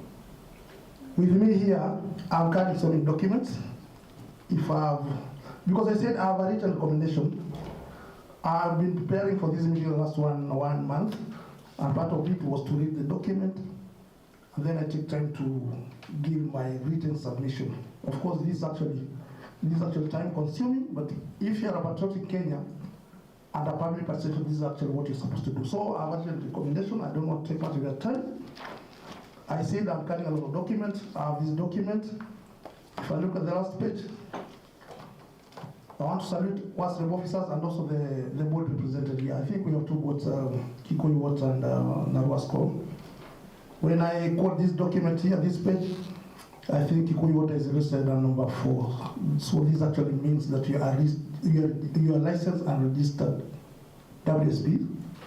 Pongezi kwenye. For Narwasco, you are listed number 60. This is from WASPA. This is a document which is actually relevant to this discussion. So I'm very happy to address two water companies which are licensed and registered by WASREP. I'm very happy to that. So, very quickly, I now quote your document. Let me start. Where I'm supposed to end is actually where I start. Two shortcomings about this regulation. Number one, you have not factored the issue of benchmarking. I would be interested to see a team from Kikuyu Water coming to visit Nakuru County, and in particular, the respective WSP, where actually I'm a water consumer, and this is our score. If we have to promote our water utilities, information sharing and experience. This one actually must be captured in a legal or a policy document like this one, or even in whatever parameter we want to do that. I've seen water companies coming from as far as Uganda to benchmark. Then we sit here, we say we have a document, and we miss this critical component. I myself, as a public policy lobbyist, I'm not convinced. It's actually for you, the rapporteur, to take that on. Benchmarking, that is done. Number two, the shortcoming of this regulation. This is an area to improve. I'm not saying that you're doing badly. It's an area we can improve by consensus, because I know all of us are focused. And I want to believe I'm speaking for people who are here and those who are not here. On the issue of enforcement and maybe monitoring, how you're structured without maybe regional or county offices.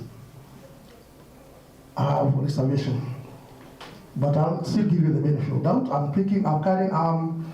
Together with me, I have the card of Mr. Let me not quote the name, but then let me quote the title, Director, Monitoring and Enforcement, WASREP.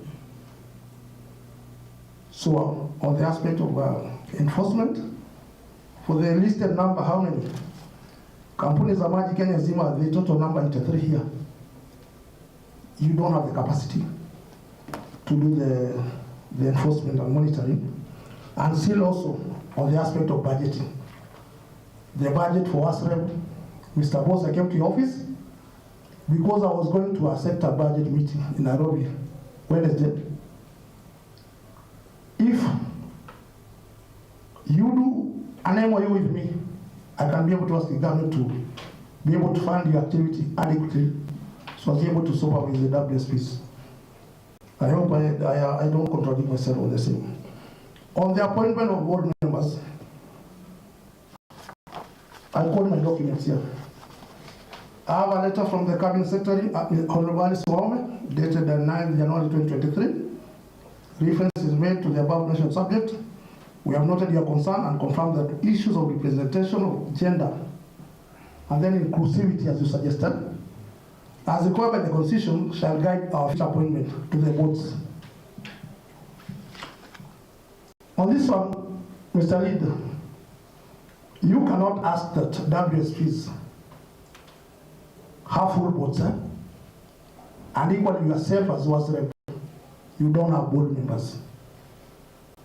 By the beginning of this year, at the time you came to do a license for Mr. Chairman Bade, you didn't have a full board. And in my own wisdom, I challenge the Cabinet Secretary, the regulator does not have a full board. And in your regulations, you want to task Kikuyu Water or Narwasco to have a board. So this is actually cross-cutting for you and the WSPs. I hope I'm very clear because I came to your office as a serious person. So me, I'm quoting documents. On what you captured as stakeholder involvement, I move to quote my document number 3. This is a letter from the Cabinet Secretary, dated 8 December 2022, and I quote, the ministry therefore is aiming to develop a sector public participation framework suited to its need, first to identify the core stakeholders at all levels. These are not my words. In terms of the board members also, I have 2 positions to make. One, progressively, as you go ahead, I would want we factor the aspect of voluntarism. That's number 1. Number 2, let's consider whether we can actually introduce competent members. Besides maybe the 9 you give me for Nakuru, or maybe the 7 you may give to Kikuyu Water. Today here at Lake Naivasha Resort, I think this is the second time I'm coming to this place. It's a very nice place. I'm proposing that we can have discussion maybe to introduce a category of competent members. And for this cluster, not just everybody. I'm proposing that retired water professionals who may have maybe Kikuyu Water as MDs or water professionals, engineers or technologists can be competent. most of these are people who reside within the coverage area or WSP. So the MD at Kikuyu Water is a resident of Kiambu. Kikuyu Water is in Kiambu. So let's not lose or rather discard these officers. And I believe they are good. We have actually good former managers, former technical managers who have done a good job, and we still want to continue maybe offering better services as co-opted members. That one very clear. On point, I now call this document point 352 is on company performance. The question has been asked. You have captured the aspect of public consultation costs. I suggest that this actually should be made public to the respective water consumers. If actually, Mr. Chairman, when you do your expenditure framework for the full year, they say that you put what is actually called public consultation cost. If I'm a water consumer within the area, I should have that information. I'm just about to finish. On technology, there's an MD on the other side and this side there. On technology, I want all WSPs to factor what is actually called the data protection laws in Kenya. You cannot keep information ya Mama Alice Wanjiru Mama Mboga, her full names, her ID number, her email, and then there's no guarantee that that information cannot be misused for other purposes. So, today here, 18th of December, at Lake Naivasha Resort, you quote me here and outside, I'm recommending that we comply with the data protection law of Kenya.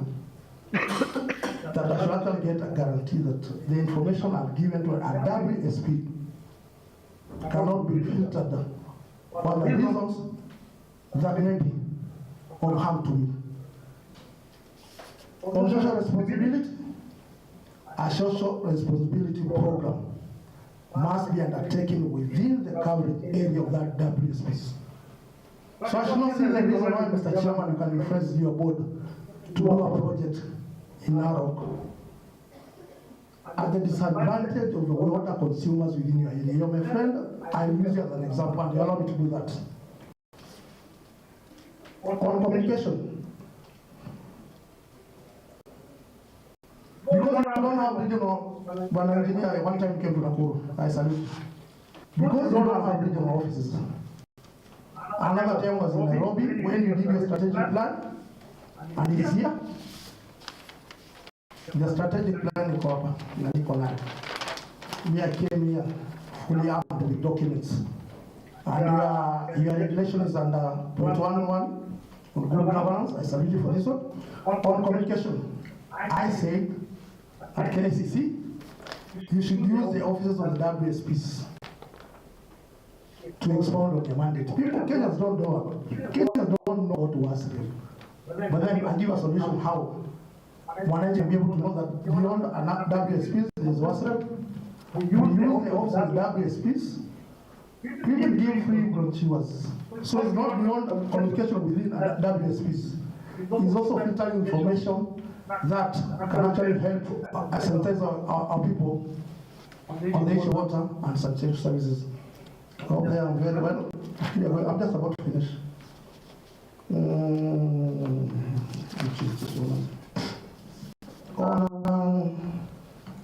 On remuneration, I've suggested voluntarism going forward.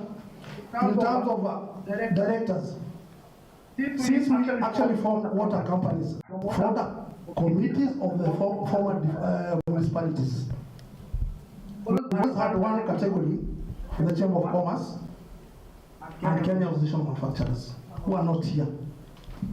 So I'm proposing that we can change that to have maybe religious bodies take this category, or banks, for example, and even as others.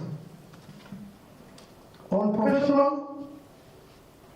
I suggest that each profession should actually get one slot. If it's actually 2 slots, one a lawyer, the other a teacher, or maybe a a teacher or a doctor. But then we cannot have 2 slots, then we have 2 lawyers in a WSP board, not 1 slot per profession. I'm just about finished. Whatever down there, point number 4, this is 3.4.3. There's a category for number 4. I'm proposing that we also onboard civil societies. And there are so many. Kiambu, there are so many Nakuru equally, Homa Bay and elsewhere. This regulation also do not expound how we work with partners. When I lead team leader here. This is another shortcoming, but I know you can improve this. Finally, I want to say that I came to support this regulation. I think I've worked with the WASLEB over the last 20 years. And I'm happy by Friday you are giving a license to Olkala Water. And I was invited to that meeting. Olkala Water is number 55 in this book. So this regulation will serve as well. I know that you gave a question. The earlier regulations, the earlier guidelines were formulated about over 5 years ago. You try to improve them, and I think they are going to serve us very well. I have a lot of confidence in WASLEB, and I respect all the WSPs, those who are board members, those who are technical managers, those who are even workers. They are doing a very good job. All we don't want political interference. And this is actually, I hope, I wish your CEO was here. The message you are sending is that we don't want political interference in water companies. Thank you very much. Thank you for that very comprehensive coverage of the guideline. We want to appreciate it.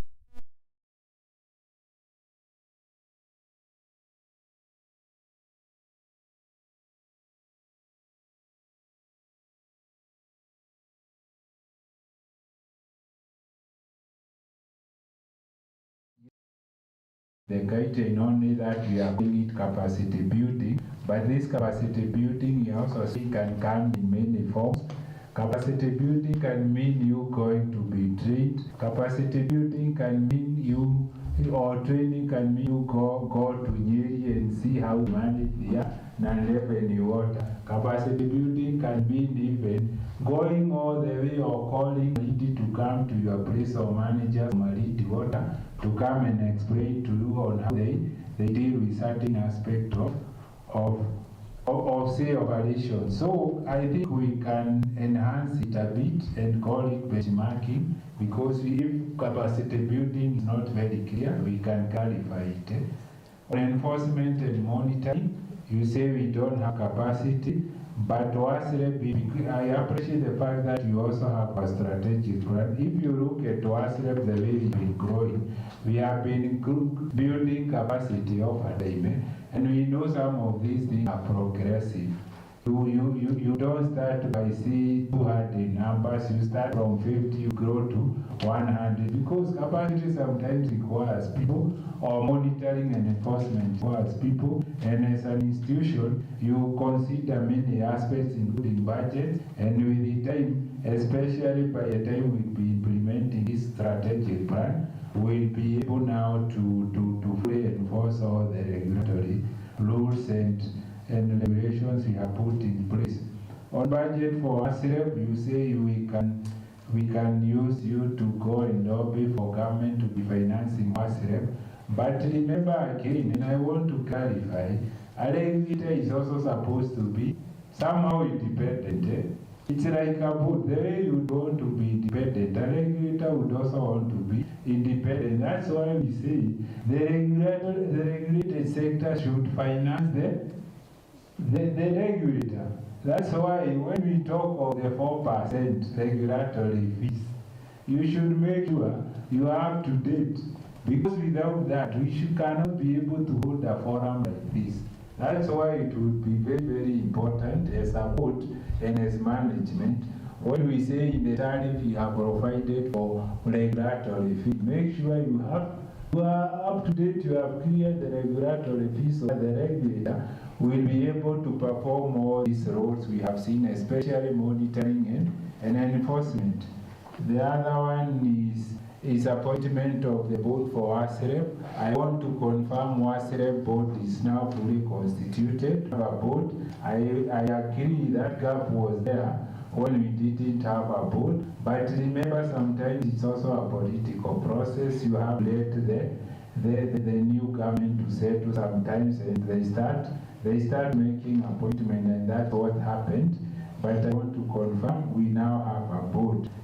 Stakeholder mapping, very important, is something we need to improve on at all our levels, at company level, at national level. It's a continuous process, because today I can be a stakeholder, tomorrow I'm not. It means I must keep on replacing and renewing and appointing new, because things are very dynamic, especially the water sector. Board member on voluntary membership, yes, it's something that we can try, but we should also say whatever remuneration or allowance we say to the board, it's not a salary. It's like you volunteer to go and work for and give back to society. If you are an engineer and you are appointed a board member, sometimes we may not be able to compensate you for the variable contribution you make to this water company. Perhaps what we do is just to give you what we call facilitative allowance, to enable you, perhaps if you are traveling from Naivasha to Nakuru, and where you have to go to Nakuru and attend a board meeting. The allowance we pay may not be counted as a salary or a reward for the kind of work you are giving. It's just facilitative. On data protection, technology, very important. Remember, you are handling very sensitive data belonging to others. As a company and to all of us, we should follow that data protection law and know people can take you to court sometimes for exposing their information. Sometimes people take advantage or they leak this information. You are applying for a connection and you hear someone asking you about that connection, and they are telling you, tuma ya nyama, hiyo connection na tuma vijana wakuje wakuweke. How did they get to know you had applied for information? Is what is referring to. We should protect whatever data we have, so that it doesn't fall into wrong hands. It happens very much in the for Kenya Power, where you hear people calling you, telling you, hiyo mita tunakuletea, tuma activation fee ya elfu ngapi? Mbili. So it can also happen in the water sector if you are not given. It's always important to be very, very careful with the data we are handling or the kind of information we are handling belonging to other people. On social responsibility program, very important. I think this is an aspect we should all be willing to have in our program, so that it's planned social responsibility activities, so that we don't have all social responsibility activities are only going towards a particular what belonging to the chairman or to a certain MCA. We should balance communication on regional offices. This strategic plan was a strategic plan. We tend to go regional, and it's something our board and management are discussing. But at the same time, WhatsApp is always available. When you hold those customer screening, kindly include WhatsApp in the program, so that we can also come in and elaborate some of these things to your customers, so that you also tell them there is an institution that was already established to protect your interests, and this institution is called WhatsApp. We do join quote companies even when they are having their social responsibility activities. We go to those three for those who invite us. So I'm inviting all of you, whenever you have such activities, be inviting ourselves, so that we also have an opportunity of coming to address your customers, who are by extension our customers. But as you said, it's now very clear. We are also taking our brochures to the company level, so that as you pick the brochure of the water company, you also pick brochure of WASREP. The remuneration aspect, I have talked about it. It's not salary per se, but a facilitative allowance. Other stakeholders, especially professionals, yes, the guideline is very clear on who should come. It doesn't, we are only talking of professionals in the area of operation. We cannot have 2 lawyers representing the Society of Kenya. We cannot have 2 accountants. We are saying if we have a business community person, they will appoint the person. If we have other stakeholders like religious community, they can appoint their person. So it doesn't allow us to have, say, 2 stakeholders representing the one stakeholder. The other aspect is on boarding civil societies, very important, and civil society and other groups are just part of the stakeholders. If you are civil society and you are very focal in your area, I think by the time the company has advertised for this, you should organize yourself also and make yourself known so that you will also be represented in this board, because you will also give a person to be appointed. How to on partnership arrangement?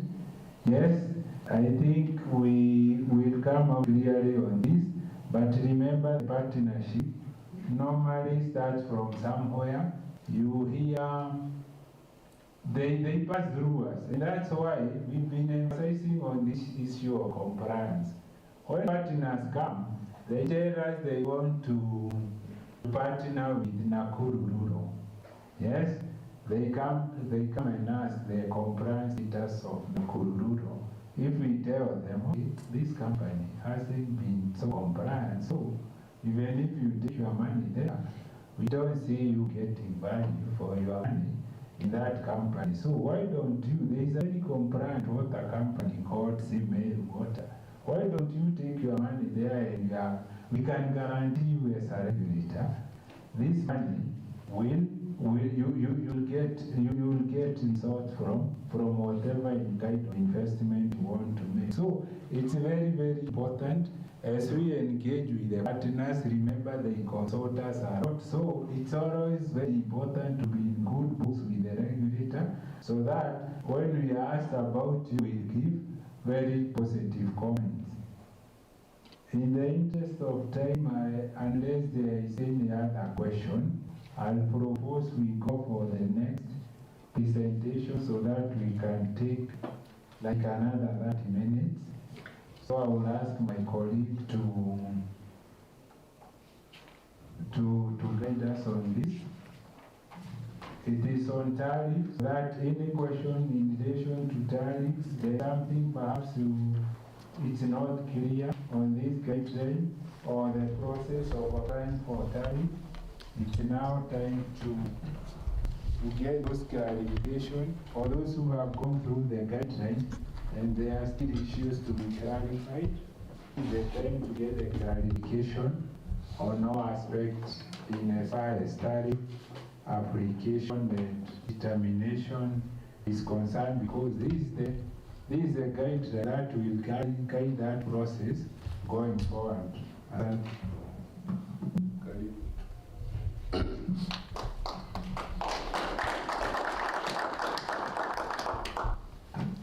Yes, asanteni sana.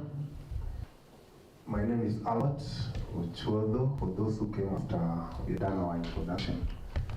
So I work with WASREB in Tariff Department, and I'll be taking us through the few changes, or the key changes in the tariff guidelines. So by a show of hands, let me see those who have read both, both the current tariff guideline and the proposed tariff guideline. How many of us have had a chance to have a look at the two documents? Asante sana. Who else? You also have a chance to look at the two documents. Yes, it is important that we know the content of the two documents, that we make informed debate if we do comparison. Otherwise, asanteni sana. So let's start. I'll be looking at a few areas because of time. I'll probably do a 10-minute presentation, then another 20-minute question and answer session. So I'll be looking at the legal framework, justification for the revision of the tariff guideline. I also want to look at the key highlights, just a few like 6, and then look at this like a plus application for regulatory, or rather regular tariff review. Then we'll have a question and answer session. So legal framework. We have various functions as WASREP bestowed upon us by Water Act 2016. And one of the many roles is the role of evaluating, recommending water and sewerage tariffs to county water utilities or other water service providers, and approving imposition of such tariffs. That is in line with Section 72 1B of Water 2016.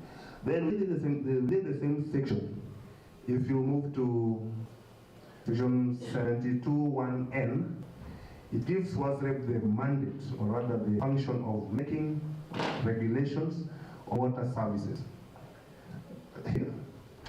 We are also mandated to make regulation on water services. This is what these are the other regulations supposed to do, but regulation on water services. So those are the two key legal instruments that gives us the powers to do what we are doing here today.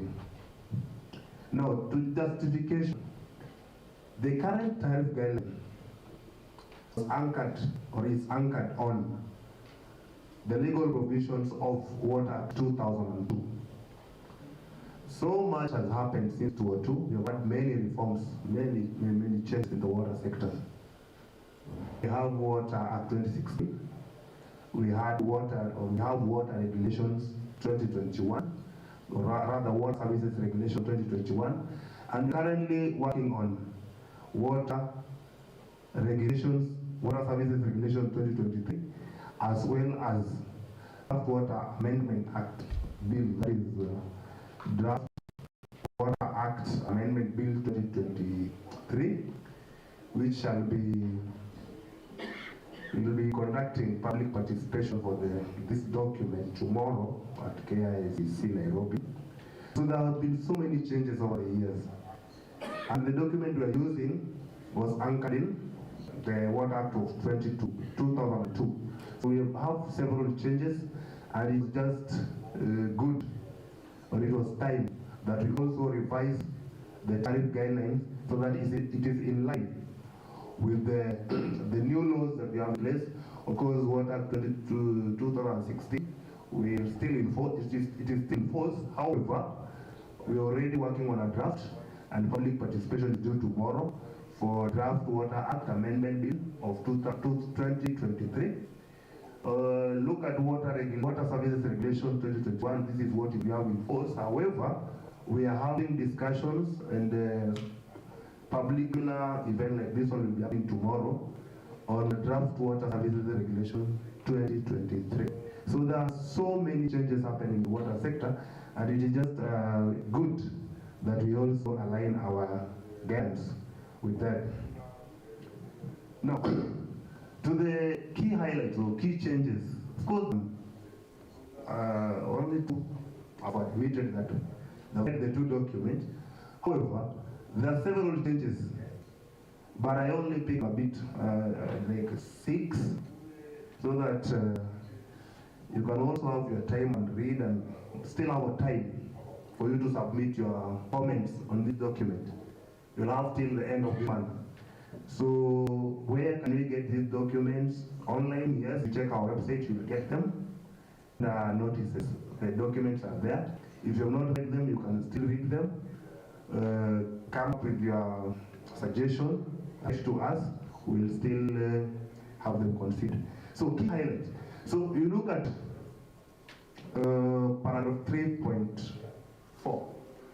So in paragraph 3.4, we are doing what we are calling insertion. So we are introducing a type of WSP.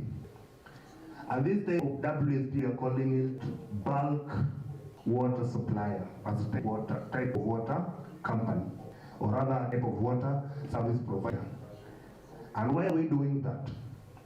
These are the justification. One, I've just told you of the regulation, the changes that are happening. And I've told you that the guideline that we have currently was anchored in the laws of Water Act 2002. However, there have been several changes. So one is to align the guidelines with the provision of Water Service Regulation 2021, as well as the draft Water Services Regulations 2023. In both the documents, under Part 9, they have talked about bulk water supply. And that particular section, or rather that particular part, talks about how the water work development agencies can play the role of a bulk water service provider, rather bulk water supplier. Now, moving forward to be part of the justification is the draft Water Act Bill of October 2023, the one that we've talked about that is going to be discussed tomorrow. In that bill, they have expanded the powers and functions of other institutions within the sector, and that is the powers of development agencies under Section 68, as well as the powers of National Water Harvesting and Storage Authority under Section 32 has been amended to include bulk water service provision. So that is one. That is, if you look at the bill that will be discussed tomorrow, they have expanded the powers of those two institutions. Other than that, the bill also expands the powers of the regulatory board to include evaluation of bulk water tariffs. So they were not there. So it is necessary that we amend, or rather we revise the guidelines so that it conforms with the requirements of these laws. If you look at B, or rather number 2, there are few types of tariff adjustments that you have included in the guideline. In the current guideline, we have 3 types of tariff adjustments. We have what we are calling the extraordinary tariff adjustment. This happens during extraordinary circumstances, and in most cases, the extraordinary tariff adjustment happened in I think 2008 going to 2010. There was change in the sector, and there was need to have an extraordinary tariff. And this is a tariff that does not last more than 12 months. And then we have what we call the regular tariff adjustment. This is the normal one that water company will apply, and then the regulator will evaluate and recommend a tariff for WSP. And then we have what we're calling automatic tariff adjustments. So a company like Nakuru has been under one, because Nakuru, not Nakuru Road, Nakuru Urban. Nakuru Urban has been under automatic tariff adjustment, where every year their tariff is adjusted for inflation, or rather cushion them for inflationary changes in the market, or rather in the economy. But for Nakuru Rural, you have not had that. But with the new tariff now you will be eligible for, as long as you meet the threshold. It's not given, but there are few conditions that are supposed to meet for you to qualify. So other than those 3, we have introduced 2 new tariff adjustments. or rather two new types of tariff adjustment. One is what we are calling initial assessment. Now, under initial assessment, this is a situation where we have had, especially in the private players, and you can recall the president really urging private partners to come on board and help the sector in its effort to realize the universal success, or rather the sector target for 2030. So we have realized that there are huge finance gap, and if we continue working the way we have been working previously, we may miss the target. Now the highest leadership of this country has opened up the space, and we are calling on even the private players to come on board, help us bridge the gap. So it is on this that we introduce what we are calling initial assessment. This will help those companies, or rather investors, that don't have historical data, that are at inception stages, that will probably want to set up a water service provider, and they don't have historical data, so what they have is actually a plan. So we can have that information and try to come up with something, or rather a document that they can use for pricing the services they will be giving to the public as they put their house in order and start working. And once the information is now out and now we have the actual data, then we can now subject them to a regular tariff review. So that is that. The other document, or rather the other tariff, new type of tariff adjustment that you are proposing, is what we are calling a default tariff assessment. Now, unfortunately or fortunately in this room, we don't have water companies operating under extraordinary tariffs, or rather expired, not going to say, not going to say expired, but rather a non-cost recovery tariff, or rather justified tariff. But the information we have at WASRED is that there are a number of companies that are still operating using extraordinary tariff. There are also a number of companies that are operating with tariffs that have since elapsed, that no longer cost recovery.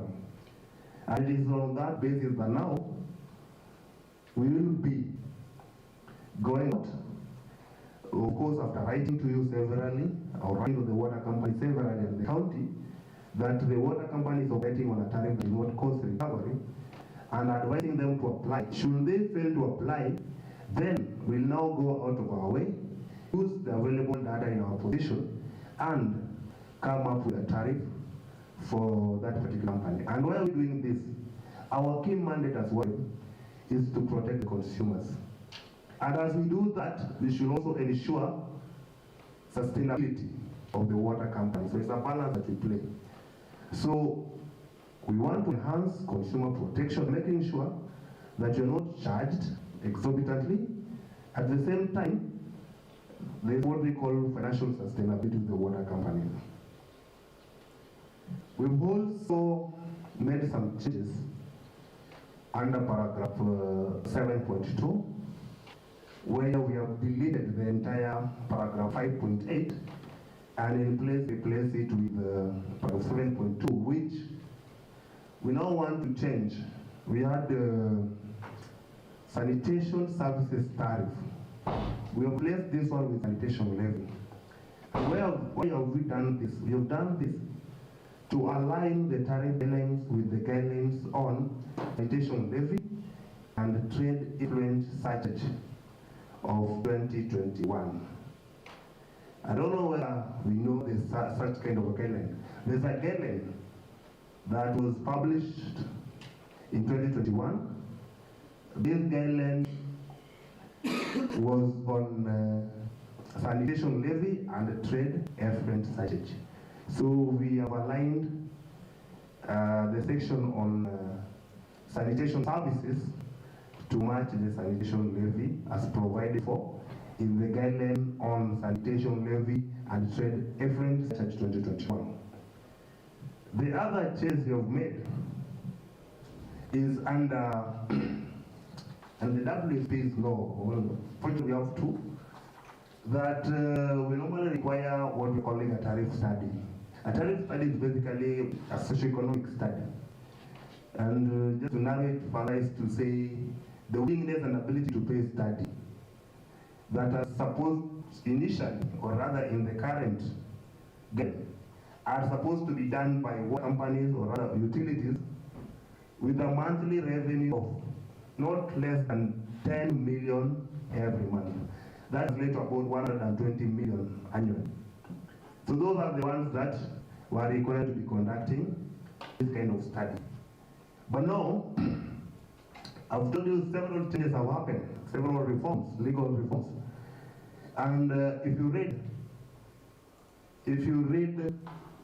the guidelines on Water Services Regulation 2021, paragraph 46(1)(c), as well as the draft Water Services Regulation 2023, paragraph 48(1)(c), it gives, when you're making a tariff application, actually that particular part of law outlines the requirements of a tariff application. What should accompany a tariff application? And one of the documents is the tariff study. Findings of the tariff study together with the report. So we don't want to stick to the whole guideline that was talking about 120 million annually, yet the regulation clearly has already stated that all tariff applications should be accompanied by what? A tariff study. So now going forward, if you're going to adopt this document, all tariff application will be accompanied with what? A tariff study. So that is that. The other thing that we have done is the inclusion of annual indexation. We have a guideline on indexation. It's a different guideline from the tariff guideline. But now, since all these are talking about tariff, we have seen it good to merge them, or rather have the indexation component captured in the tariff guideline. So that is even easier for the users of these guidelines. So we are now saying that we are going to have that section, and other than that, initially we were, for eligibility, we were looking at large and very large, and then we also look at your O&M cost coverage. But now we are saying we'll be indexing all the water companies should you meet the eligibility criteria annually. So we'll be assessing you. To get more, guys can read in the document, you'll get what are the eligibility criteria. But if you meet that, then we'll be indexing you. It will never be about large and very large. You have done away with that. So now it's open for all companies as long as you meet the eligibility criteria. The other part that we have amended a bit is the classification of water service providers. Now, we noted that we have several documents, all coming out of WhatsApp. And in the tariff guideline that is in force, we have 3 types of water companies. We have type 1, type 2, and type 3. If you look at our licenses, licenses call them class. So under license we'll have class A, class B, class C. So we felt it wise to harmonize the license and tariff. Otherwise, anyway, tariff is just but a branch of the license, it's part of the license. So instead of having type 1, type 2, type 3 in tariff, and having water companies classified as class A, class B, class 3 in license, we saw it fit to adopt the as are in license, so that we have class A, class B, class C, and now we are adding class B, which is the bulk water service provider. And these classes are arrived at based on commercial viability. And the companies here know that's how we calculate commercial viability, so not delve into that. So this, I say this was a bonus. So basically I've picked from Water Services Regulation 2021 and the draft one for 2023 under whatever will come company a tariff application. So no need of me repeating quoting the regulation, but there's what we're calling status report of water services. This is not very different from what you're doing. Status report, we simply want you to tell us where are you in service levels and even operational levels. Yeah. We also want you to have a business plan. In the document talk about 3 years business plan, I've just quoted it. It's talking about 3-year business plan. So a business plan actually is right to tell us what are your aspirations into the future? What are the things you plan to do? How do you plan to finance your activities, your sources of money, the activities, all that. Other than that, the what they're calling proposed tariff, supported with tariff study. So proposed tariff, of course, the past WSPs have been saying, but this is a rep document, this is a rep tariff. No, the tariff is not one rep tariff. It's the WSP's tariff. Our work is just to evaluate and recommend approval. But the data you submit to us is yours. The proposed tariff is yours. Ours is to evaluate and ensure that the costs in it are justified. Other than that, what they're calling a report of stakeholder consultation. Yes, you should involve your stakeholders. So someone will ask, who are these stakeholders? Of course, I know you know the stakeholders. Consult your stakeholders. In the previously, we have been asking you to give a letter of no objection from the county, as well as extract of the minutes from the board, that the board actually sat down and sanctioned that the management should proceed or approach us for tariff review. So that's some of the stakeholders, but there are more than that. So engage and tell us, give a report on who are these stakeholders to involve. Remember, there are different levels of stakeholders. At some point, at public participation, also those are stakeholders, but these are not the ones you engage at the initial stages. So once you have all these records in one place, what do? You submit your application to WASREP. This application should be complete. You know how long we took. Even Kiambu. How long we took for you to have a tariff. It's not our way that we go beyond months. But it is within our mandate that we protect the consumers. At the same time that the tariffs we give you should be able to enable you be financially sustainable. So we spend most of the time cleaning the data. We spend most of the time looking, when you send your application to us, we want to clean the data and ensure that whatever you're giving us is actually a true reflection of how you've been performing. Because we're trying to predict the future. If we use wrong information to predict the future, it only goes on without saying that even our prediction will be wrong. So we don't want that. So most of the time, we spend a lot of time there. You spend your application, you meet the key supporting document. You have not attached maybe your financial reports, audited ones. You have not attached letter of no objection to the county. Your production levels are not correct. Your billing are not correct. So we spend a lot of time as that department trying to ascertain the correctness of the data you have submitted in application. So you're saying here, receipt of complete application. That is where the process begins. From our end, you can submit, but as long as it is incomplete to us, we don't consider that as a submitted application. We only consider the moment it is now complete. And then once it is complete, we proceed to evaluation, which we do. After evaluating the application, we do what we call tariff negotiation.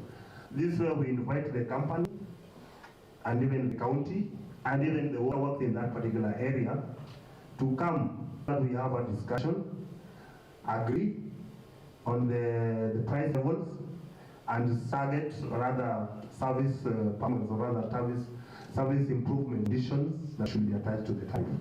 Once we agree on that, we proceed to public participation. Pursuant to Section 139, Water Act 2016.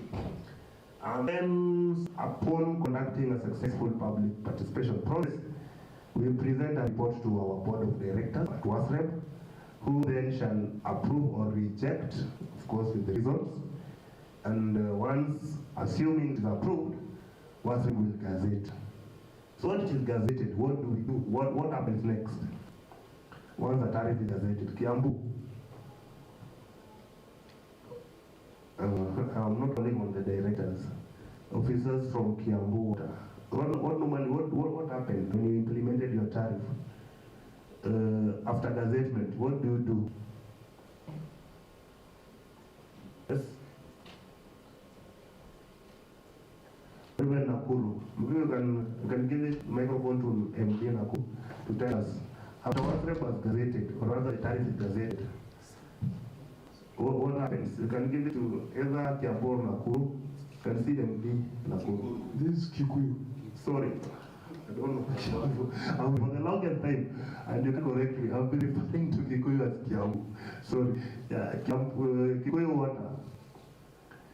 But Kikuyu were working on your tariff, so you don't have a tariff. So give it to, sorry, I forgot. Sorry, like Kiambu, so it is Kikuyu. You can give it to Nakuru. Yes, Nakuru Water got an approved tariff that we implemented, and it's actually the one we are using at the moment. After it was published in the Kenya Gazette, and at one point there were mismatch in the Gazette notice, and we were keen to point it out when it was gazetted, and an amendment was made on the by WASREP. After that, we informed our customers of the gazetted approved tariff, much as it was, of course, in the domain of the public, for the purpose of preparedness. And then we implemented it after 2 months. Of course, there are those kind of reactions that you expect from the public. And one of the mechanisms, probably I don't know whether this is also in line with other WSPs, what we call the customer engagement platform, the WhatsApp group. They were able to research issues, but were able to handle them, of course, amicably, and shedding light on why the tariff was basically reviewed. Of course, others even, some customers even wanted it to come down. But we are able now to just tell them about the reasons as why they were reviewed based on the operational costs.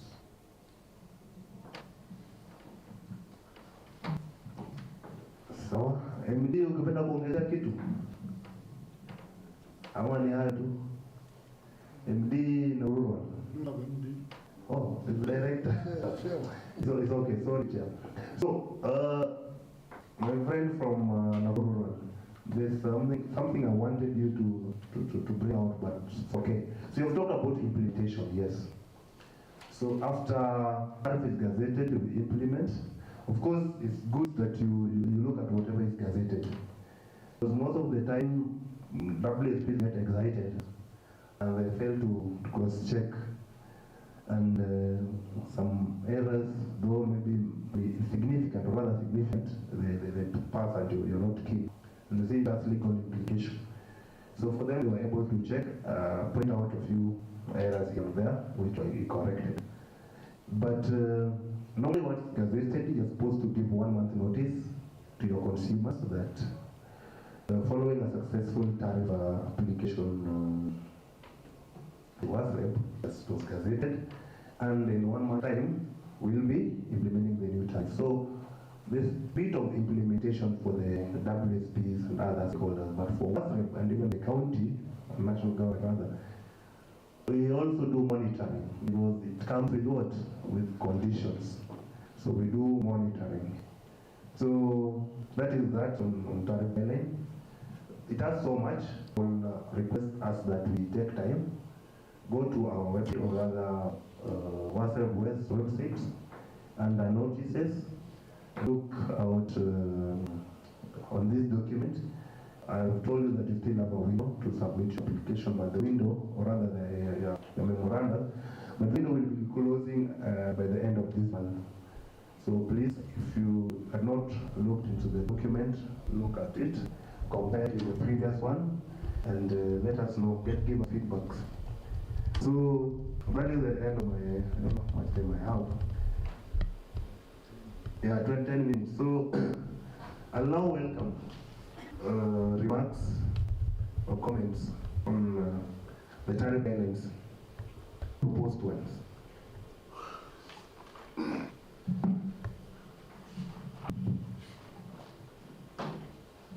Thank you, Jane Kikuyota. Yeah, I can see an improvement in tariff guidelines. Maybe because is it possible to those who are in the process of application like us to have to review the process of indexing? Indexing, yeah, I know the criteria and mostly favors the large categories. But when it comes to the inflation and all those other costs, it's affecting our costs. And when we feel about the indexing, at some time, small companies are not able to reach the larger companies because they keep struggling on the operational cost. That is one. Two is on the tariff study. What happens when the tariff study conflicts with the cost recovery? You will do a tariff study. This is the therefore the customer are able to pay comfortably. But when you come into consideration of the costs are very high for recovery. And putting into consideration, especially the companies which rely heavily on pumping. And we keep saying water is a social good, is a right. But the water is being produced by an economic good, which is power. This balancing is really, really hectic. Thank you.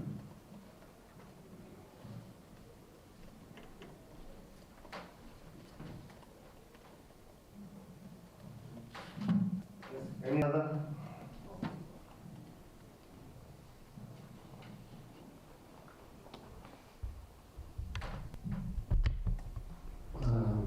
My name is again Isaac Cairo. I represent persons with disability. There is one question, as you were explaining, came into my mind, and I have tried to look at it, and I think I wish to recommend this, that the regulations that are made should be focused on long term. Guided on the area and region and the impending situation, so that we may not, there may not be tariffs that are kept changing each and every time, which will become porous and at the same time unmanageable to either the consumer or the company that is issued. Thank you. Thank you, Mr. Cairo. Any other?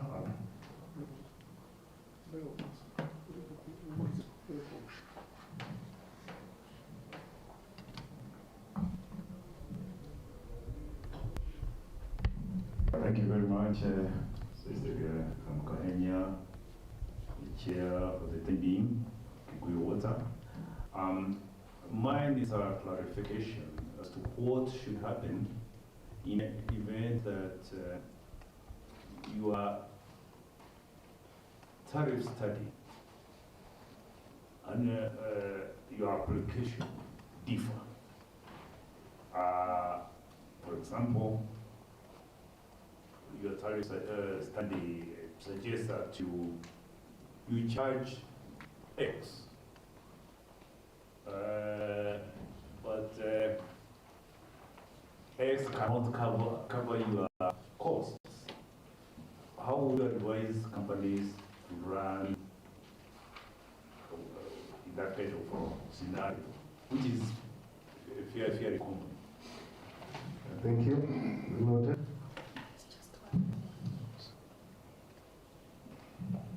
So one just last, the tariff, the new one has also indicated that there will be a of the categories A, B, C. And I'm also looking at the consideration of the tariff period in line with the licensing. Is it also possible to match them currently if you have already applied? If you have a license starting date, let it take 5 years, maybe a period of 5 years, and also match the tariff, you also have a period of 5 years, so that you also match the strategic goals. The tariff period of 3 years is extremely short, considering the amount of work and the amount of money that is involved. A simple study will cost a company not less than 1 million. So every 2 years, you are preparing to use another 2 million to do a study. Recommendation, if it's possible, to have a minimum period of 5 years for a tariff. And when you index, it will be easy. So, thank you. I think I'll take those 3, and then I'll have our public policy specialist have his, or bring, because I know there are a number of areas we want us to consider. So one, let me start with, because my seniors here will chip in, but let me start with responding to Madam Jane from Kikuyu Water. Jane and your chair, I think you've talked about almost 2, in terms of tariff study, your question was almost the same. So let me start with indexation. So what happens is that if this document is adopted, that they are published, and your tariff that you have applied, that is, currently is very advanced, probably January you should be going for public participation. So should it be, should your tariff be gazetted after this document has been adopted? Automatically you will fall under the water company's tariff that's supposed to be indexed.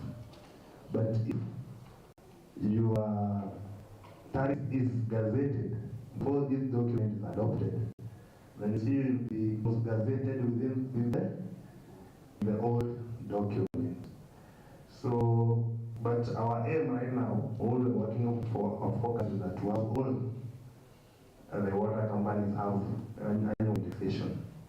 So probably yours will also fall within that. Yeah. So it's just a wait and see how it goes. I'm hopeful that this document is going to be adopted by our board, and it is going to be gazetted soon, before your tariff is gazetted, so that you catch. And it's true, companies suffer a lot because of inflationary changes. On terms of tariff study and actual tariff mismatching, rather not in line. Okay, tariff study gives us more than just what the consumers are willing to pay. The what we call willingness to pay and ability to pay. Yeah.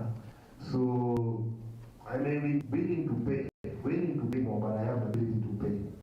So we also consider such. But if we do an evaluation and we've tried our best to cut all the costs and still finding the time to be unbearable, then the other stakeholders, the owners of of company. And if it's an issue with debt repayment, we even write national government to tell them, look, this is the situation. Best case scenario, this is what the company can be able to afford. But there's still a gap. Will you be willing to fill this gap that is to the county? Can they support the company in O and M? And those are last case, those are last resort. County machine can't be that because again the issue of defaults from the county, they don't honor their promise. We try as much as possible to make the tariff be good for our budget, but in a situation where we see if we do what we do, the price is still abnormally high, then we now not engage the county and tell them that this is the situation. Probably help us with repayment of some oil costs like power or maybe chemicals. And if they're able to come, we have to need to be written down and commit. Other than that, the cost is a bit high because of maybe our debt that we pay. Then again, we can approach the water works and even the national treasury and have a discussion. But if all options fail, then the consumer will bear the cost. At the end of the day, giving you a tariff that is not cost recovery is setting you to fail. So again, it will be again our mandate of ensuring the financial sustainability, the water company.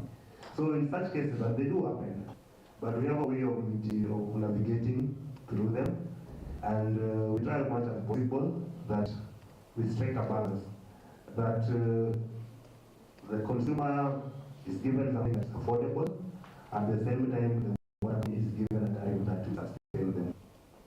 So we normally have at that point I'm going to act. We now have to balance the different interests that are in play. You also talked about aligning the tariff period with the license period. To us in tariff, the best we can do is 5 years. Cannot go beyond 5 years. 5 years is a long time. Things change, you can say. If you consider the changes in cost of commodities over the past 5 years, 5 years is a long time, so we cannot go beyond 5 years. The best we can do is a 5-year tariff. And for tariff to be indexed, it should be between 4 to 5 years. So, of course, our aim is to do away with the 3-year tariff. Yeah, with the 3-year tariff. But there are cases where we'll be forced to have a 3-year tariff or a 2-year tariff. Situations where your data is highly inconsistent. They can just give you something temporary like an inter-tariff to manage as you clean up your data. So that once your data is good, you still try to make a long period focus. So because the data is not that good, they can give you something interim like a 2-year tariff to give you time to put your data in order.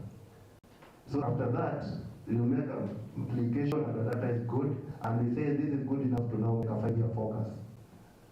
And then we can get there. But all I can urge you, plus rather water companies, work on your data. That data is everything. If we miss it, we miss the goal.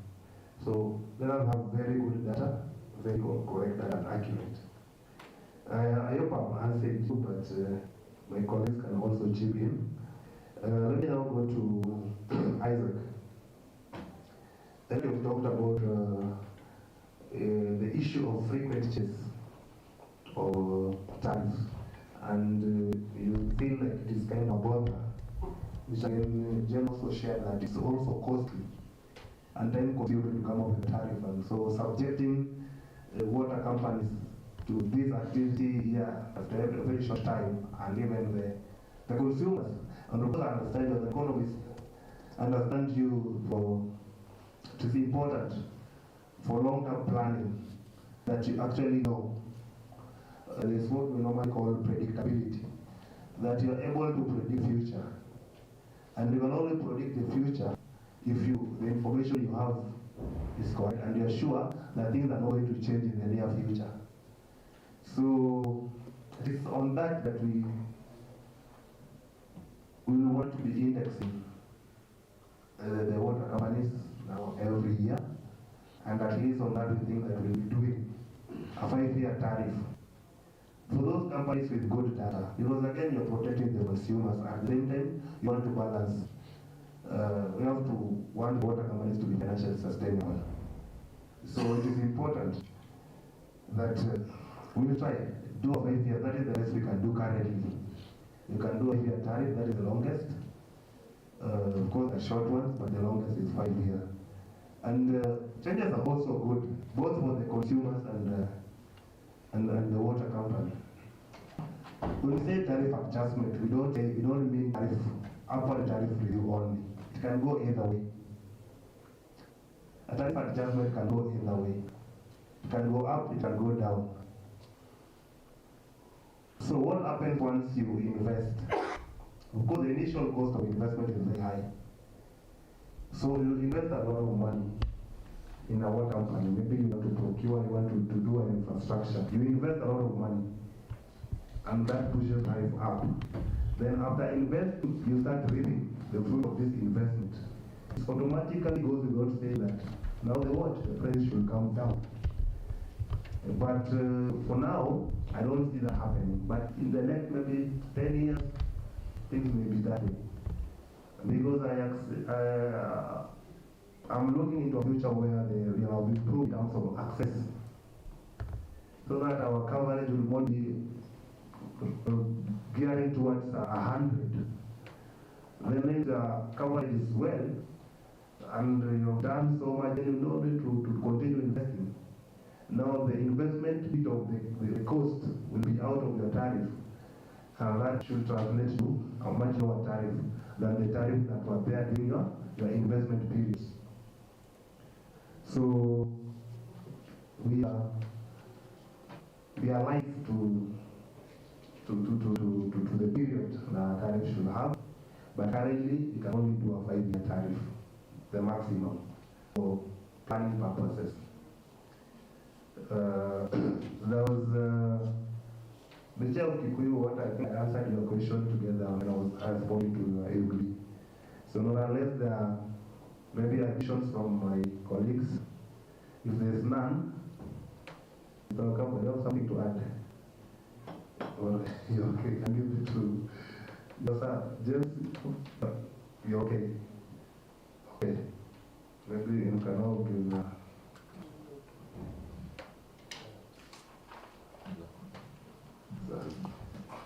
My name is Adanson. I would like to get some clarification on tariff. We have a class D, that is bulk water supply. What's the work of the bulk water supply, which is within the waterworks? Would it be catering for the treatment of the water and the mix? Thank you. Pardon, catering for water and the chemical treatment, chemicals, right? Okay. And the bits, so that they can supply water to the WSPs. So what is it about? Exactly, I think it is like that. So you're talking about the tariff one water supply, yes. Of course, they also have a cost center. They have staff that run the treatment plant. They buy chemicals, they pay electricity. So it's basically the O&M cost for them to produce that water. Once they produce water, they sell to the offtaker at a reasonable price. Yeah. Yes. Thank you very much. I want to do some very few reactions. And also thank you for the team. For the first guidance, on what you captured risk management, you don't have to answer to this one. I hope that you come up with a framework on debt recovery. On tribunal, the water tribunal need to publish its rules of procedure. If a WSP want to launch a complaint to tribunal against WASREC, I as a water consumer want to have a matter with the WASCO. If I have to take the matter to the tribunal, then Mwananchi needs to understand the format of actually raising a complaint. That is to his presentation, that's not for you. Now, on this presentation, you see me, I'm only trying to lobby on the study, on the tariff study. For a tariff study, I think my understanding is that WSP will need to the services of a consultant. And even yourself as a for this strategic plan, I know you hired a consultant. A consultant fee does not come cheap. So I'm proposing this in terms of consultancy. These actually need to be regulated so as we don't have consultants who want to manipulate WSPs. That I'm a consultant WW with physical location Harambee in Nairobi. So once we need to regulate this. That is my suggestion here. Or what is actually public participation under these regulation guidelines? We are recommending that both the WSP and WASREP, the issue of time management is actually very important. On Friday we were at Water, and the meeting nearly ended near about 5 p.m. So when you do a tariff consultation meeting for a particular WSP, every aspect of management is very critical. And beside this, the water customers to be maybe formally or get crushed for that meeting, they actually need to be controlled, especially for WSPs with actually a very expansive coverage area. I want, for example, for Naruwasco, your chairman has gone out. Your chairman has gone out. You conducted a public consultation meeting with WASREP, and I was there just an observer. Now today I'll tell you what to observe. 1, time management. Number 2, you invited people from the far end of the coverage area, and some are either overseas. Then you keep them under open sun for about 8 hours. Maybe probably you're waiting for a guest of honor. So, it's a presenter or what is actually starting public consultation meeting, 2 critical areas of raising, time management, and maybe the framework of actually inviting water customers.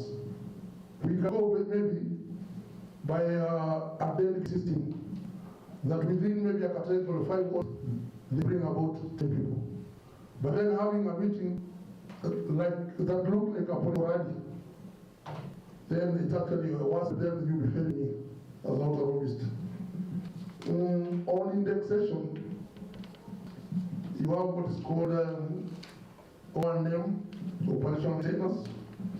You have non-revenue water. You have hours of supply. In my document here, I'm proposing to introduce annual customer survey. When you do your impact reports, then why can't customer A, who takes water from Naruwasco, be consulted? Either you develop a kind of a form that you feel my name is Johnson whatever, ID number, my meter number, then you give recommendation whether you are satisfied or not. You've been doing impact reports without consulting. And the one at the bottom pillar. So going forward, I want to see the work. On the aspect of monitoring for the tariff, it cannot be left for WSP to monitor itself. My recommendation, I want a hybrid format to take this, to bring WASREP, then the WSP, and also maybe World Action Group or whatever they want to call themselves. I don't know how they call themselves in Kikuyu water. but a customer also has a stake in terms of actually monitoring the implementation of the tariff. Finally, I think I've just done here. I want to plead to the WSPs who are here, and our booklet is a number of WSPs in Kenya. We are, as a country, under this regime, by experience, what I've observed in all sectors, all sectors are trying to align themselves with maybe the national plan under this Kenya Kwanza government, so to say this. That even when you're here, tomorrow there's actually a big meeting coming in KICC to discuss about four regulations. And maybe what concerns you directly as the WSPs is a draft water regulation 2023. A meeting on the same was convened in Nakuru on September 7 and 8. And I know you are the proponent for this draft water service regulation. These are coming from us. I know myself, not I know myself. I know where that was not discussed here, and the same will be validated at KICC. So, much as actually have concern, kindly, I plead that actually we be able to comply and also support the government and also support ourselves. These guidelines are actually a good intention to be able to promote the water sector in Kenya. And as a taxpayer, I'm going to support this. But of course also, I will be under good governance. Each WSP also need to be duty bound to formulate a strategic plan for this sort of years, a 5 years strategic plan.